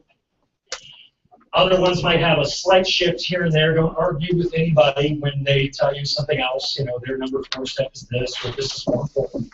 What I don't want you to do, though, is bring up anything you've learned before today to challenge this. Why? Because today we decided to start a new movement. Okay? From now on, integrate things instead of taking stuff you learned 20 years ago and trying to contest. Why? It slows you down. It slows you down. And we don't want you to slow down. So step 1, you see it right here. Step 1, most important thing in the 7 steps is you gotta make a decision. You gotta push the button. Decide where you want to work. But this might take two paths. You're a certified plumber. You moved here from Ohio. You want to work in plumbing, but you don't know who's hiring. You don't know all the places you've gone to turn you down. Okay? He's got qualifications. Okay. You are a mess. You're an artist. You had your own business. You still can't forgive your partner for taking the money and your wife. You've got all these issues here. You're gifted beyond, right, but you're a mess inside, right? Nietzsche, in fact, in the Superman, he says, the man of late cultures and broken lights will, on average, be a rather weak man. His fundamental desire is that the war which he is should come to an end. Happiness appears to him before the sun. So if you don't have the guts to commit suicide, you just drink, right? A mess, gifted, can't get a job. Here's how number 1 applies to both. Wherever you're at, you'll know if you need some pieces put together before you go forward again. If you're ready to go forward, you have a skill, maybe you just need to take a class. This is how you decide where you want to work this first job. I'm just going to tell you, when you pick it, you got to stick to it for not less than 6 months. Why? Because there's not a company in the world that will make money on you before 4 months. And they're not going to be happy with you if they pay to train you and they pay to take you on, and you leave early and they're upside down and bringing you on. You're not going to get a recommendation. So I want you to commit to it 6 months. So here's what I'm going to say here. Decide where you want to work. I want you to go to step 2, which is study that place. Here's how we're going to decide for this guy. He's got the skills. He's a plumber. I'm going to ask him questions. Well, what kind of plumbing do you like to do? And he's going to say commercial. Good. Now we're making finer distinctions. We're becoming more intelligent. Okay.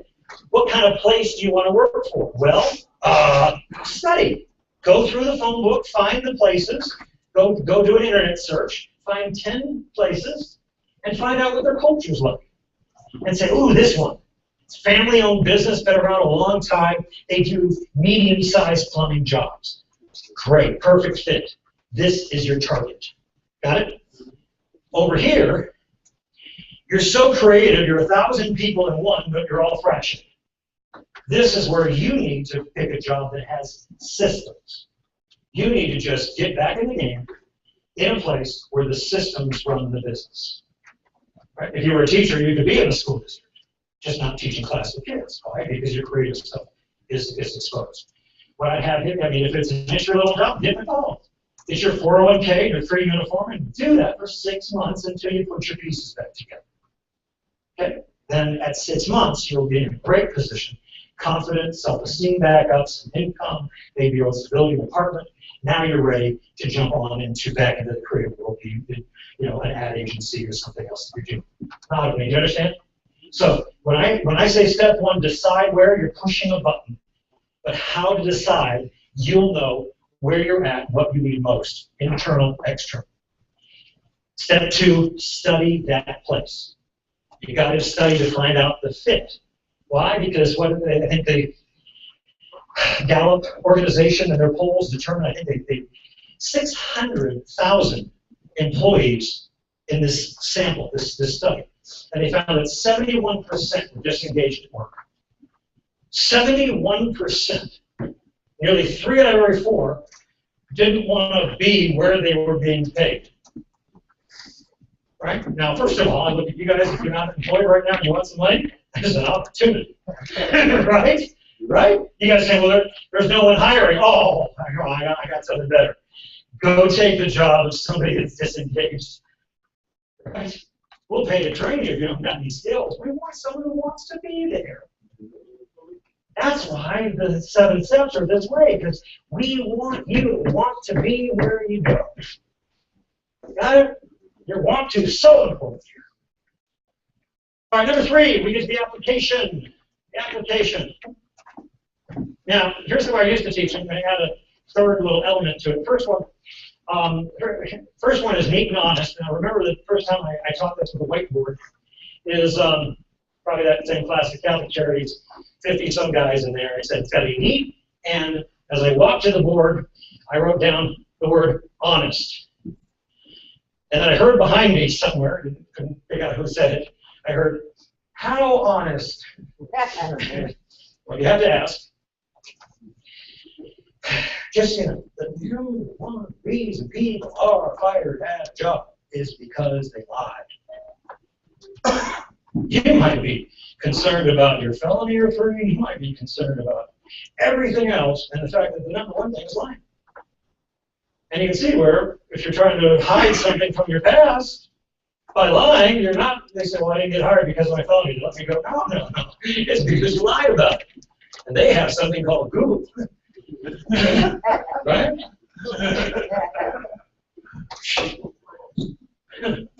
Yeah, are you with me? So it's got to be neat and honest. Now, many applications are done online. That's why I go to part C. Okay? And this is the part that most people miss. Now, I quoted earlier for our team, but Albert Moravian, his life's work, we had about 20 years of work at UCLA. Dr. Albert Moravian discovered the 73855 rule. And he discovered that only 7% of human communication is done with words. Now, when people say verbal, that means written or oral. Okay? So, verb is word. Verbiage. 7%, only 7%, which means 93% you've left for interpretation if you only fill out an application online. And if you've got some history that's not as beautiful as the other 50 applicants, well, who would hire you? So you're going to have to get a workaround. Here's my strategy, right? Okay. So be honest, and then do this application online. Of course, it's going to be neat, right? Because you're typing. But if you select typing, you better have at least spend a month at Larson training when you type. Okay. Third one, you're going to send that thing digitally. You're going to print it too. And now you're going to add some of your handwriting to some of the things there. I so look forward to working here. And you're going to take that puppy to that business. You're not going to get to a CEO. You're not going to get to the person who gets to the person who gets to the person who gets to the CEO. But you're going to get to somebody. And you're going to make that person fall in love with you. Well, not fall in love, maybe like you a lot. Because that used to be weird, right? And we're going to show you this bit of a major, right? But if you see, okay, you're going to get that person to so want you to be part of the team, they're going to go to the person you can't get to and recommend you. Now you created a John the Baptist. I don't care if you have holes in your hands walking through Main Street, you say, I'm Jesus. People are just going to throw stones at you, okay? But if you have a lot of other people walking around saying, he's Jesus, now you've got some followers. Got it? Okay, so you need a John the Baptist. So you're going to take this puppy there, and you're going to say hi, and you're going to introduce yourself, and you're going to learn their name, you're going to be all nice. You're probably going to send them a thank you in 24 hours. just thanking them for the opportunity because they took time out of their work to engage with you, and they're going to like you so much, they're going to take your application upstairs to whomever makes the decision with a recommendation. Now let's get to the rest of the list. Ready? This is where the real strategies come in. At number 4, when I say introduce yourself, let's suppose this is just you got a callback. This isn't even, you can use this for the same for the very first person you meet, but let's suppose they call you for an interview. First thing I want you to know, I learned this from a friend of mine, Paul Lawrence, and I look back and I said, my God, that's exactly it. If you get called for an interview, you're hired. You're hired. They want you. Well, they wouldn't call you. Yeah, but they call, no. They're not in the business of interviewing at the plumbing company. They're in the business of plumbing. They would just as soon you be it. They want you to be it so much that they called you. Okay? It's like trust. People say you have to earn my trust. Excuse me, I have to talk about it. No, we start trusting. And then someone opens their mouth. And then someone tries to make Jesus your Lord. And then someone tries to do something else, or bums a cigarette. Or someone brings a purse with 3 babies in it. Right? And we start to go through risk panic. Oh my God, what am I getting into here? And we start to drop. Okay? They want you when they call you. Now we got to figure out how not to get deductions. Okay? Now if you're following, come on. It's the real world. All right, so the introduction, we've got 3 facets to that, right? We've got 7, 38, 55. 7% words. 38% tone and attitude. Bring your personality. Bring a character in the movie's personality if you don't have one. Bring some personalities to your memorable. That's 38%. It's like texting, right? We have to add emoticons, we go all caps, we got to do all kinds of things now. I get a lot of fist bumps now in my texts. Why? Because words are only 7%. So people try to embellish that by adding that 38% tone and attitude. But the big one, the 55%, is non-verbal. It's not words and it's not tone and attitude. It's what's your expression saying. It's what your body language says. And that's like any other way to accomplish a goal. You start with, what do you want? What do you want? When you go for a job interview, what do you want? You want the job, but what do you really want? What do you really want?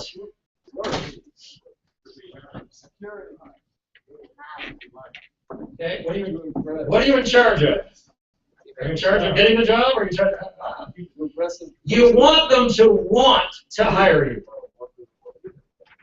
Now, if you're not qualified to get the job, you don't want them to hire you. You want them to want to. Right? Because if you truly aren't violating number 1, where money's more important than people, then you care more about their people than your money. Because the only way that place is going to stay in business to provide a job even later is if you care more about the company than you do about your dollars right at that moment. So you're going to make them want to hire you. And if you're qualified, they're going to hire you. If you're not qualified, they're probably going to call somebody else and say, hey, I got this great person over here. If a CEO is your John the Baptist, you think you're going to be in good shape? Yeah. So even if you're not winning right here, you're winning, right? So you can get them to want to hire you. Now, if you're not qualified, and they say it's just, it's typing, it's whatever like that, well, that's why we go to school. We learn it, we fix it. And we'll deal with that in the next step. But this first one, I want you to bring all of it. I want you to bring your text, your words. I want you to bring your tone and your attitude. And what you want there is you want to be welcoming. You want to show how much you desire to be there, right? You want to show respect, not insubordination. So imagine you're dropping off an application, you say, oh, I did this work, I can do this in my eyes closed. Now that might be true, it might be great if you've been there 10 years, but no one wants someone like that who hasn't shown them anything to talk like that. So you come there and you bring it all, right? You bring the 7, the 38, and the 55, the nonverbal. Now we got you. So we've got your nonverbal. Now we have the right hand shake, which is tight grip, one pump. Okay, no Alabama, right? Right? No gang signs, right? Right? I think the Knicks did this all the hand flat. They did this like this, right? The Knicks, and then they pull it, right? But it was Charles Oakley's hand when I first did this. He tried to teach him this handshake. Who remembers Charles Oakley for the Knicks years ago? When he did it with me, I just did one hand. His hand went all the way to my elbow. Have you ever seen an NBA player's hands? They're like ridiculous. Yeah, I'm Michael Jordan. He was like, what is this? Yeah, I was like, alien. Anyway, so, all right, so the tight grip, one pump. Okay, so that's two things, right? So the first one is all your nonverbal. Second one, tight grip, one pump. So you smile, tight grip, one pump. Third, your name. Does anyone here have trouble with their name? It's amazing how many people say, "Hi, John Zuba." What's that? Just make your checks out to John Zuba? Really? The 50 other people whose name I can understand, and I got this one here is John. Okay? So that, if you're afraid of people, you know where that comes from? Do you remember the morning? This is Hero School. Tiger Todd, founder of human change theory, both category psychology. Humans become what they learn. Well, if you learned that, guess what? You are afraid of speaking to people you don't know. As nice as your kindergarten teacher was, they were wrong. Beyonce did not get that information. Right? You're told that. President Obama did not get that. Okay? But unfortunately, New York Times says that 81% now of Americans, more than 3 out of 4, are afraid of talking to strangers, public speaking. Right? Second is death. Second's the IRS now. Third was death, and spiders, heights. One of my ex-wives on that list. I got all these fears, and number one is public speaking, but it's not really public speaking, right? Because remember, when I was walking that line, these people turned and talked to each other. So public speaking, it's talking to strangers. I mean, even the statistics are wrong in what they're saying it is. So you might be that person, be totally afraid. You got to bring a character with you. Here's what I do. If I'm going to speak for people that I esteem higher, that I'm afraid to talk to, for whatever reason, I write down on the top of what I'm doing a character name that I'm going to portray when I walk. When I do a speech and I'm excited about something, I write, Charlton Heston. And I'll start to going slow and deliberate. And I'll even start walking differently. I'm not going to say this. I don't point. There's one more play. There's one more play in the downtown project. Right? I don't, but I write the character down. Right? You might not want to put Chris Rock. You can go in there and say, "Hi, I'm tired, right? Right? Pick a character that you can walk into, right? Right? Pick a character you can walk into that at least is an identity to protect your fear. And the more times you practice introducing yourself and talking to strangers, guess what happens? You unwire what you learned in kindergarten, and you start to rewire your desire to learn and communicate vertically instead of horizontally. Okay, so let's recap. Face on verbals, tight grip, one pump, and your name clearly so I can understand it. Hi, Tiger Todd, and you say? Cindy Johnson, I got it, great. Hi, Tiger Todd. Oh, look, did you see the hand? It's just automatically going there. I thought there was going to be some like stuff there. Tight grip, one pump for this, just one. Just one. Now, if you're running for office, tight grip, second hand. Okay, right? Are you following? But make sure if you have a tough name, right? You didn't get to choose your name. I didn't. I have an animal first name and a first name for a last name. When people get it wrong, right? We don't want to get it wrong. I just automatically now on the phone. No, it's not Tyler Tom, it's Tiger Todd. If you didn't really get it, no. Right? We take this seriously, right? So give them every opportunity to understand what you say the first time. Got it? Okay. so type group 1 pump, make sure the nonverbal's there, type group 1 pump, and then your name clearly to where they don't have to ask twice. Right? Got it? Well, we got that far. Now we go to the interviewing process. And here's where we miss it most. We think, I don't know where our training came from, somehow we were taught that when someone asks us a question, we're supposed to give them an answer. See? We think it makes so much sense. But if 7% of human communications are the words in that question, do you really understand what they're asking? It's still your turbo gas multi-part useful. No. That's why I want you to ask at least as many questions as you give answers. Because if you ask a second question, you can usually get more information with which to answer the right question. See it? So I want you, when you're in an interview and someone says, so why do you think you're qualified for this job? I don't want you to start rattling off the stuff I can read. I want you to ask one more question and say, well, sir, you have all this additional experience here. Can you give me a little more details on the position? Right? Maybe some challenges you faced in the past, and let's just see if I'm the right person for the job. Oh my God, am I not going to love this guy?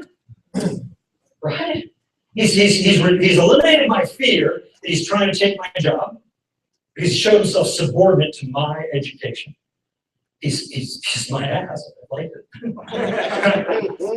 But more than that, I've asked a question to where he's going to start now revealing information that no applicant does. And now I'm going to take my specialty and put it on that answer and deliver a genius answer. See? Oh, come on. This is too good for free. All right, so, all right, here we go. All right, when you're rich, help Kim out. There she is. Wave your hand, Kim. We should be looking for you guys to support her earlier years. Okay. All right, so here we go. The number 6 is kind of the last one. It's number 6. We'll get to 7, but number 6 is, what if you get that? Let's just start right here. What if they just say, thanks for coming? Maybe there's not even a handshake. Maybe they just say, hey, thanks so much. They walk away. Exactly. You can read it all nonverbally. So what do? Well, aside from keying their car, here's what I want you to do. I want you to get that handshake back, but this is different. This is not tight grip 1 pump. This is tight grip, don't let go. And you let go. Perfect. Excellent. Now we're here. Great smile, right? Keep your nonverbals happy. And I want you to just thank you. If you guys go to the gym, and then we just had the Mr. Olympia here in town, right? They had the big, bodybuilding fest, and we watched all these massive people walking around the streets of Las Vegas, right? Well, if one of those was working out in the gym, visiting, and they saw you guys, they might just be little butt heads, and they might look at you and say, no, look at the little skinny legs, right? Well, to which we get offended. But if a big burly trainer that you're paying says, look at those legs, you say, what do I need to do to fix it? Do you see the difference based on their position? And it's a difference in your interpretation of the position, right? So what I want you to do is I want you to shift from thinking that you're judged and you're a loser. I want you to shift into, you got a free mentor, you didn't even get a job, you got a transfer. You're in the game. So I don't want you to let the expert go unless you get something from them. So I want you to keep the hand tight. I want you to say, thank you. Can you just take another minute and tell me 3 ways in which I'm not good enough for this job? Just be in charge of taking the information. What should I do with my little chicken legs? Right? It's just owning your change. It says, well, I don't know. Well, let's see here. The other guy was about your size. The last guy he washed out. He's not strong enough. Our customers are not really into that facial hair thing, and we need someone who, all this data entry, that means somebody type 45 words a minute. I can see from your resume you can type 4 or 5. This is where you say thank you, and when you get outside, I want you to quickly get your pen out on your piece of paper and say, all right, I've had an expert at the job I wanted, right? He just gave me some information. If I can turn those, I acted like a student and asked him questions. If I can just turn those things, those 3 statements into exercises, I'm in the win game. I'm in the transformation game. So you say, okay, all right, so is there an exercise for weak and getting stronger, right? Right, well, absolutely. Right, absolutely there is, right? Right, if you just did push-ups every single day, right, you did more push-ups every single day, right, you eventually can do more push-ups every single day, right? Right? The more you do, the more you can do. Right, so just you gotta do them, right? So push-ups every day, 20 in the morning, 20 in the evening. Everybody. Why are you trying to get out of it? Do it. Okay, that's 1 down. Push-ups. Number 2. Is there an exercise that changes facial hair? Yeah. If it's the job you want, is it worth getting rid of the beard? Check. And is there an exercise that changes 4 words a minute typer into 45 words a minute typer? Where do you find that? Larson Training Center typing program. How many guys are in that and have increased your typing speed? All right, tell me how much you've increased it. Ours was like 10, I'm like at 18, I was like at 5. Wow. I was at 35 and I'm at 55. I'm at 22 and I was at 9. So sweet. Went from 18 to 28. Yes. 0 to 13. 0 to 13. That's like 0 to hero. What do you got? I was at 8, now I'm up to 22. Oh. So now here's what you do. You take the information, you turn them into exercises, you do them. Right? The shake, the push-ups, the typing. And you come back a month later, after following your screenplay every day of what you've done differently to get toward your goal, and now you title it Return of the Jedi. Because now you're coming back as exactly the person I'm looking for. Yeah, but what if they hired somebody else? Yeah, we'll do exactly what I do. Fire that person and bring him on. Because we can pay to train, we can pay to do all this stuff. That's impossible to pay for someone who wants to be here. And all things being equal, we want someone in our company that wants to be here, that cares about our customers, right? That cares about adding value before they just try to extract something from us. Do you see that? Right? Man, there's a huge market out there for you to just get what you want. But again, get in the game, be honest, run that thing for 6 months, minimum. And if you find you'll get another job opportunity, of course you will. It's like high school. A high school boy without a girlfriend. Some sympathetic woman decides to be your girlfriend. And now all of a sudden you're getting offers from everywhere. You couldn't get an offer without a girlfriend. Now you got them from all over. And if you're stupid, you'll ditch the one that got you started for some of these other. Don't do it in the workplace. Don't do it in your relationships either, I'd say. Was that West Texas Rays? El Paso, I think it's against the one from here. So number 7, top one. This is where I'm just going to say, as soon as you're in, your goal is to move up. I would say, I'd love to title this "Become Indispensable." Right? But moving up means you're trying to eliminate the need for someone else to manage you. See, if they have to pay me, and I get the company car and I get all the benefits, they have to pay me to almost tell you what to do. Okay, go do this now, sweep this now, take a break now, okay, get back on the break now, see you tomorrow. As long as they have to pay me to do it, you're not going to have my freedom, my power, my responsibility. More than that, I'm not free to move up. So number 7, this is where you're working on figuring out exactly anticipating what I'm going to ask. And the day that I show up and I tell you to do something, you've already got it done. Oh my God, I am free to move up. You're free to move up. It is the circle of life, Simba. Right? Well, we eat the antelope, yummy. When we die, we become the grass, the antelope eats grass. We're all connected to the great circle of life. Thus ends the sentence. That's the chapter. Okay, yes, applause would be good right now.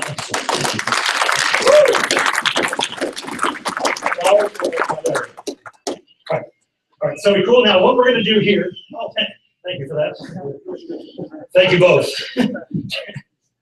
Okay, so What we're gonna do now is we're gonna have our raffle, but I wanted to take at least a minute or two, if you guys have some questions, before we transition out of today and start to bridge toward Monday, to the Q&A, okay?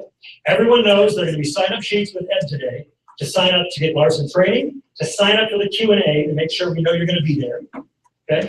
And also, if you need ID and that's an obstacle, get that form filled out to where we can clearly read it. Kim Possible will follow up with you.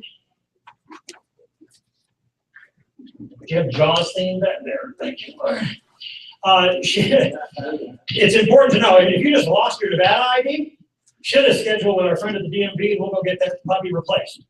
But if you have out-of-state ID, it's gonna be a challenge. If you don't have a copy of your birth certificate, don't know where it is, I'm willing to pony up some cash to help you get it. Okay, I take a little birth certificate. Did I not just say, yeah, so birth certificate, if you don't have that, and you need that for something, get on the list and say, I need my birth certificate. Okay? And then here's what I'm gonna say. Well, here's where I expect you to be every day in class for some hour or two, doing something to show me that you're moving forward, and we'll be working on your birth certificate. Okay, and it's on say, I have a special appointment for my medical from 8 to 2:15. And we do so not want you to miss that. how we work that out. You'll work that out. But you're going the distance, that's fine. Just work it out, Kim. Just work it out. Just make sure that don't go more than a day without returning a message if my office calls.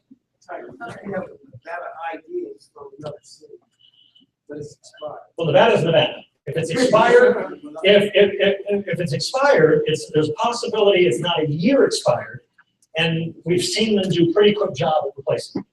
So keep it, hang on to it, and then we just take that with your mug. You're in the system, and if it's less than a year, more than likely we'll just replace it. Now remember what Laquan taught us today. You've gone from A to B, but now he's already jumped off from B going to C.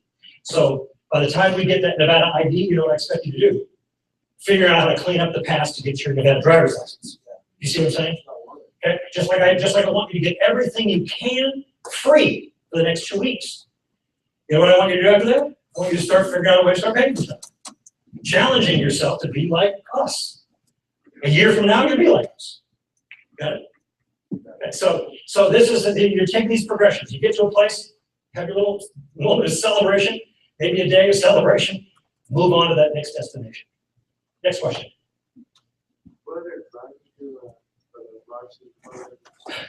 So Larson does lots of stuff that's digital, but you have to talk to them because they know more of the details. I just know that in our partnership with Larson and the Learning Village is we're able to provide the same stuff we provide for executives and businesses every Tuesday afternoon at Larson.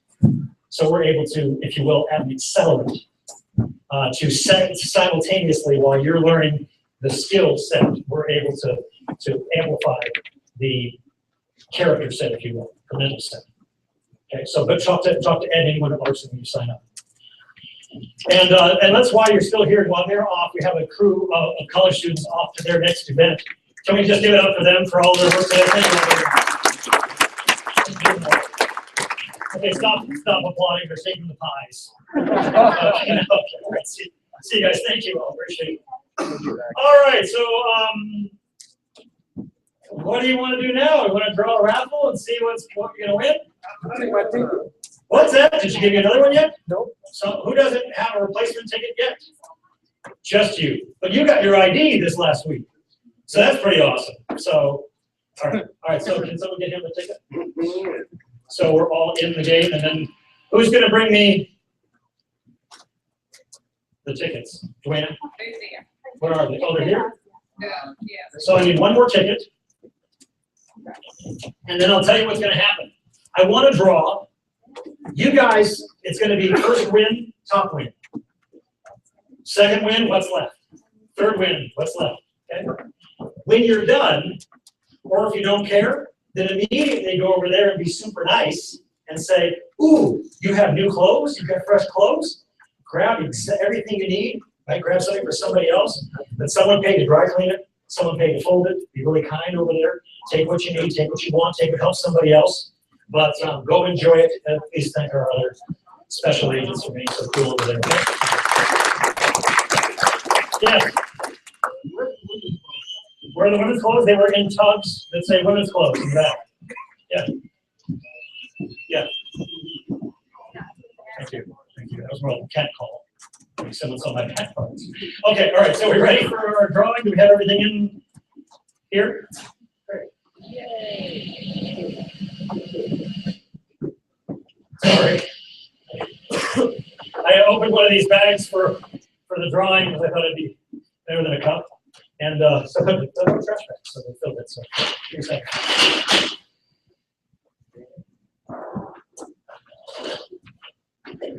All right. Who's drawing? Come on. You pick one.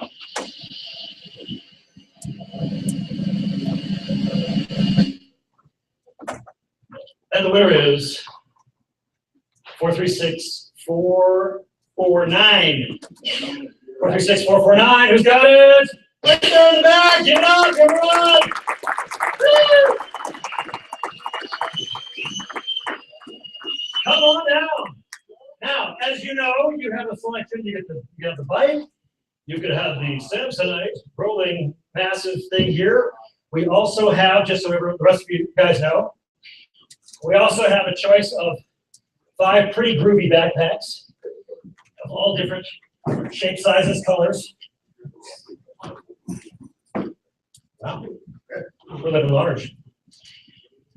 And we also have one of these Office Max folding carts. And a rubber bicycle. And a football. And his and hers calculators. And a watch. No, just kidding. Okay, all right, so is it a winner? Go ahead. Okay, we're gonna draw again. You taking the bike? Woo! Right on! Okay. Will someone get a photo of him in the bike? Maybe with the girl still taking the back, smiling. Oh, by the way, you want that picture? I have a picture from 1997 where we're giving bikes away to raffles in that park. I think we're great to put together. I had a little bit. Jesus hair. Yeah. All right, next. Where's my bag? Who's picking? Is up? What is this? Okay. Vincent, where are you? Right. Oh, he's busy. Kim, pick. That one. Pick.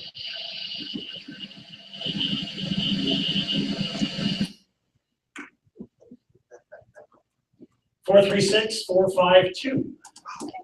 4, 3, 6, 4, 5, 2. We have a winner. Check his ticket. Very 100 people waiting. And by the way, each of you, when we're done, you just need to hand your ticket to someone back there as we're done with the raffle. You didn't win, but everyone is going to get a bus pass if you want a single day 24-hour bus pass before you go. You're going to get one if you want it. Yeah? Great. So just, okay. Well, you're going to get something. That's it. Did you check out that red one? It's pretty severe. Oh, it's not as cool though. All right, great. You got it. Good. Okay. All right. I had you with severe. And 436463. Hey, there we go. Okay, we're gonna keep rolling here, so you guys get back also get to the close as soon as you get going here.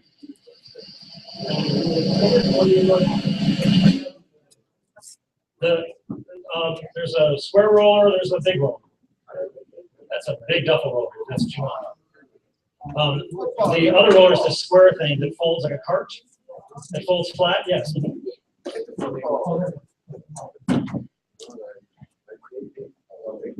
That was anyone? 436459. Oh, here we go.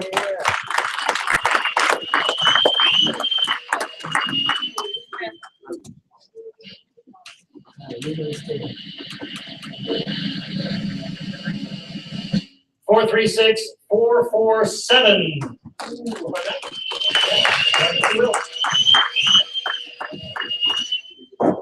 447, there you are. What? Okay, right on. Excellent. Okay. Calculators back up. All right.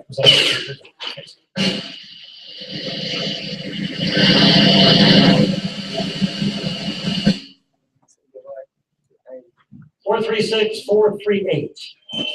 438. Oh!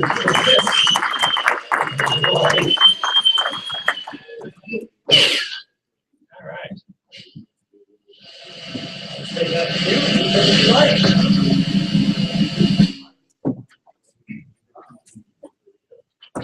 Got it? Right on. 436, 462. 462. What is it in my hand? You call 4 5. Well, no, we're just keep You go picking. 4 6 through. I didn't know the drum roll.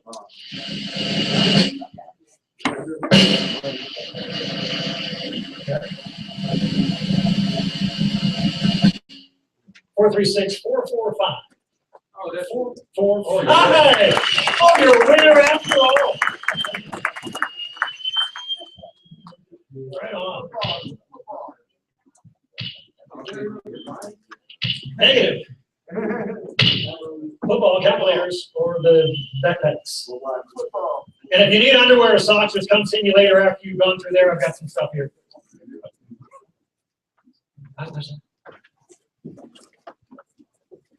Can't take any of that stuff. Can we hide it somewhere for you? Store it somewhere? You're a winner. Do you want to give it to somebody else and just get a harvest from God across the room? Just spiritually believe in the universe. You're holding up. All right, here you go.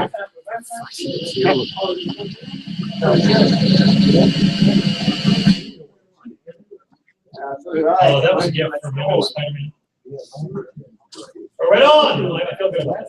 436, 444. 444. Who's got 444? Anybody? 444.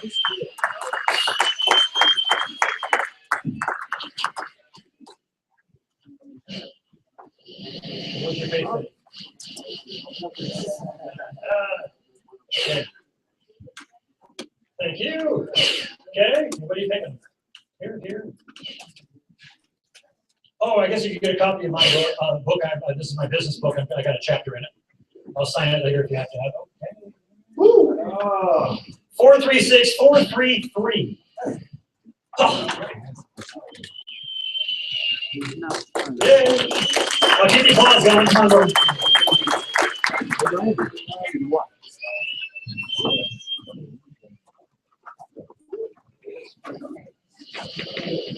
Look at you. Got it. Great. 433. Calculators for ball. See? 436, 431. 431. 431. Did you? Okay, next.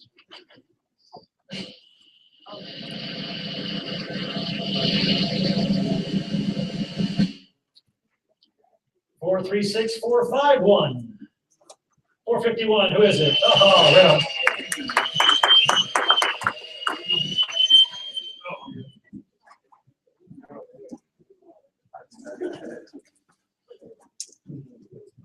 Nope. Oh, these are going to be our next two winners then, right? Okay. Got it. 4, 3, 6, 4, 5, 5. Calculators. Backpack stuff. 4, 5, 5. Oh, your applause is really, it's really.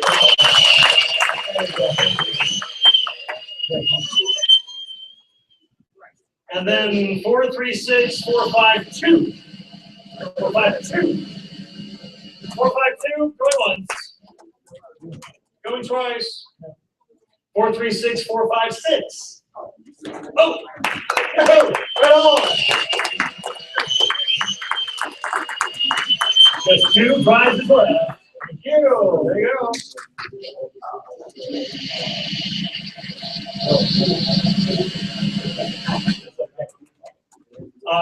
4, 3, 6, 4, 5, 2. So apparently I won it because they're both in there. 4, 3, 6, 4, 5, 8. 4, 3, 6, 4, 5, 8. Right on.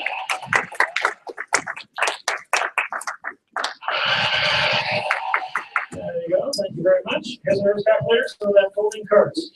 Fit it all in there, huh? Or if there's a horse trading, you can have both. Let's go together if you like. All right, great. 436, 432. 432. Who's still in the game? 432. Anyone still in the game? What do you get? 432. We've got a pig calculator. We've got the folding card. This is what is left. We got a pig calculator. And 436, 461 for the final rolling card. 461. 461. Anybody? Yes? A dove for the back there. You want my Nietzsche book? You know, I can order one. All right, take your card. Get your ticket. Oh, she wants your smiling face. Okay. Now, I'm throwing chocolate. You guys are getting clothes. If you need underwear, men, come see me. If you need ladies' underwear, don't see me. And I've got bus passes. And Kim Possible has those. We'll have the bus passes momentarily.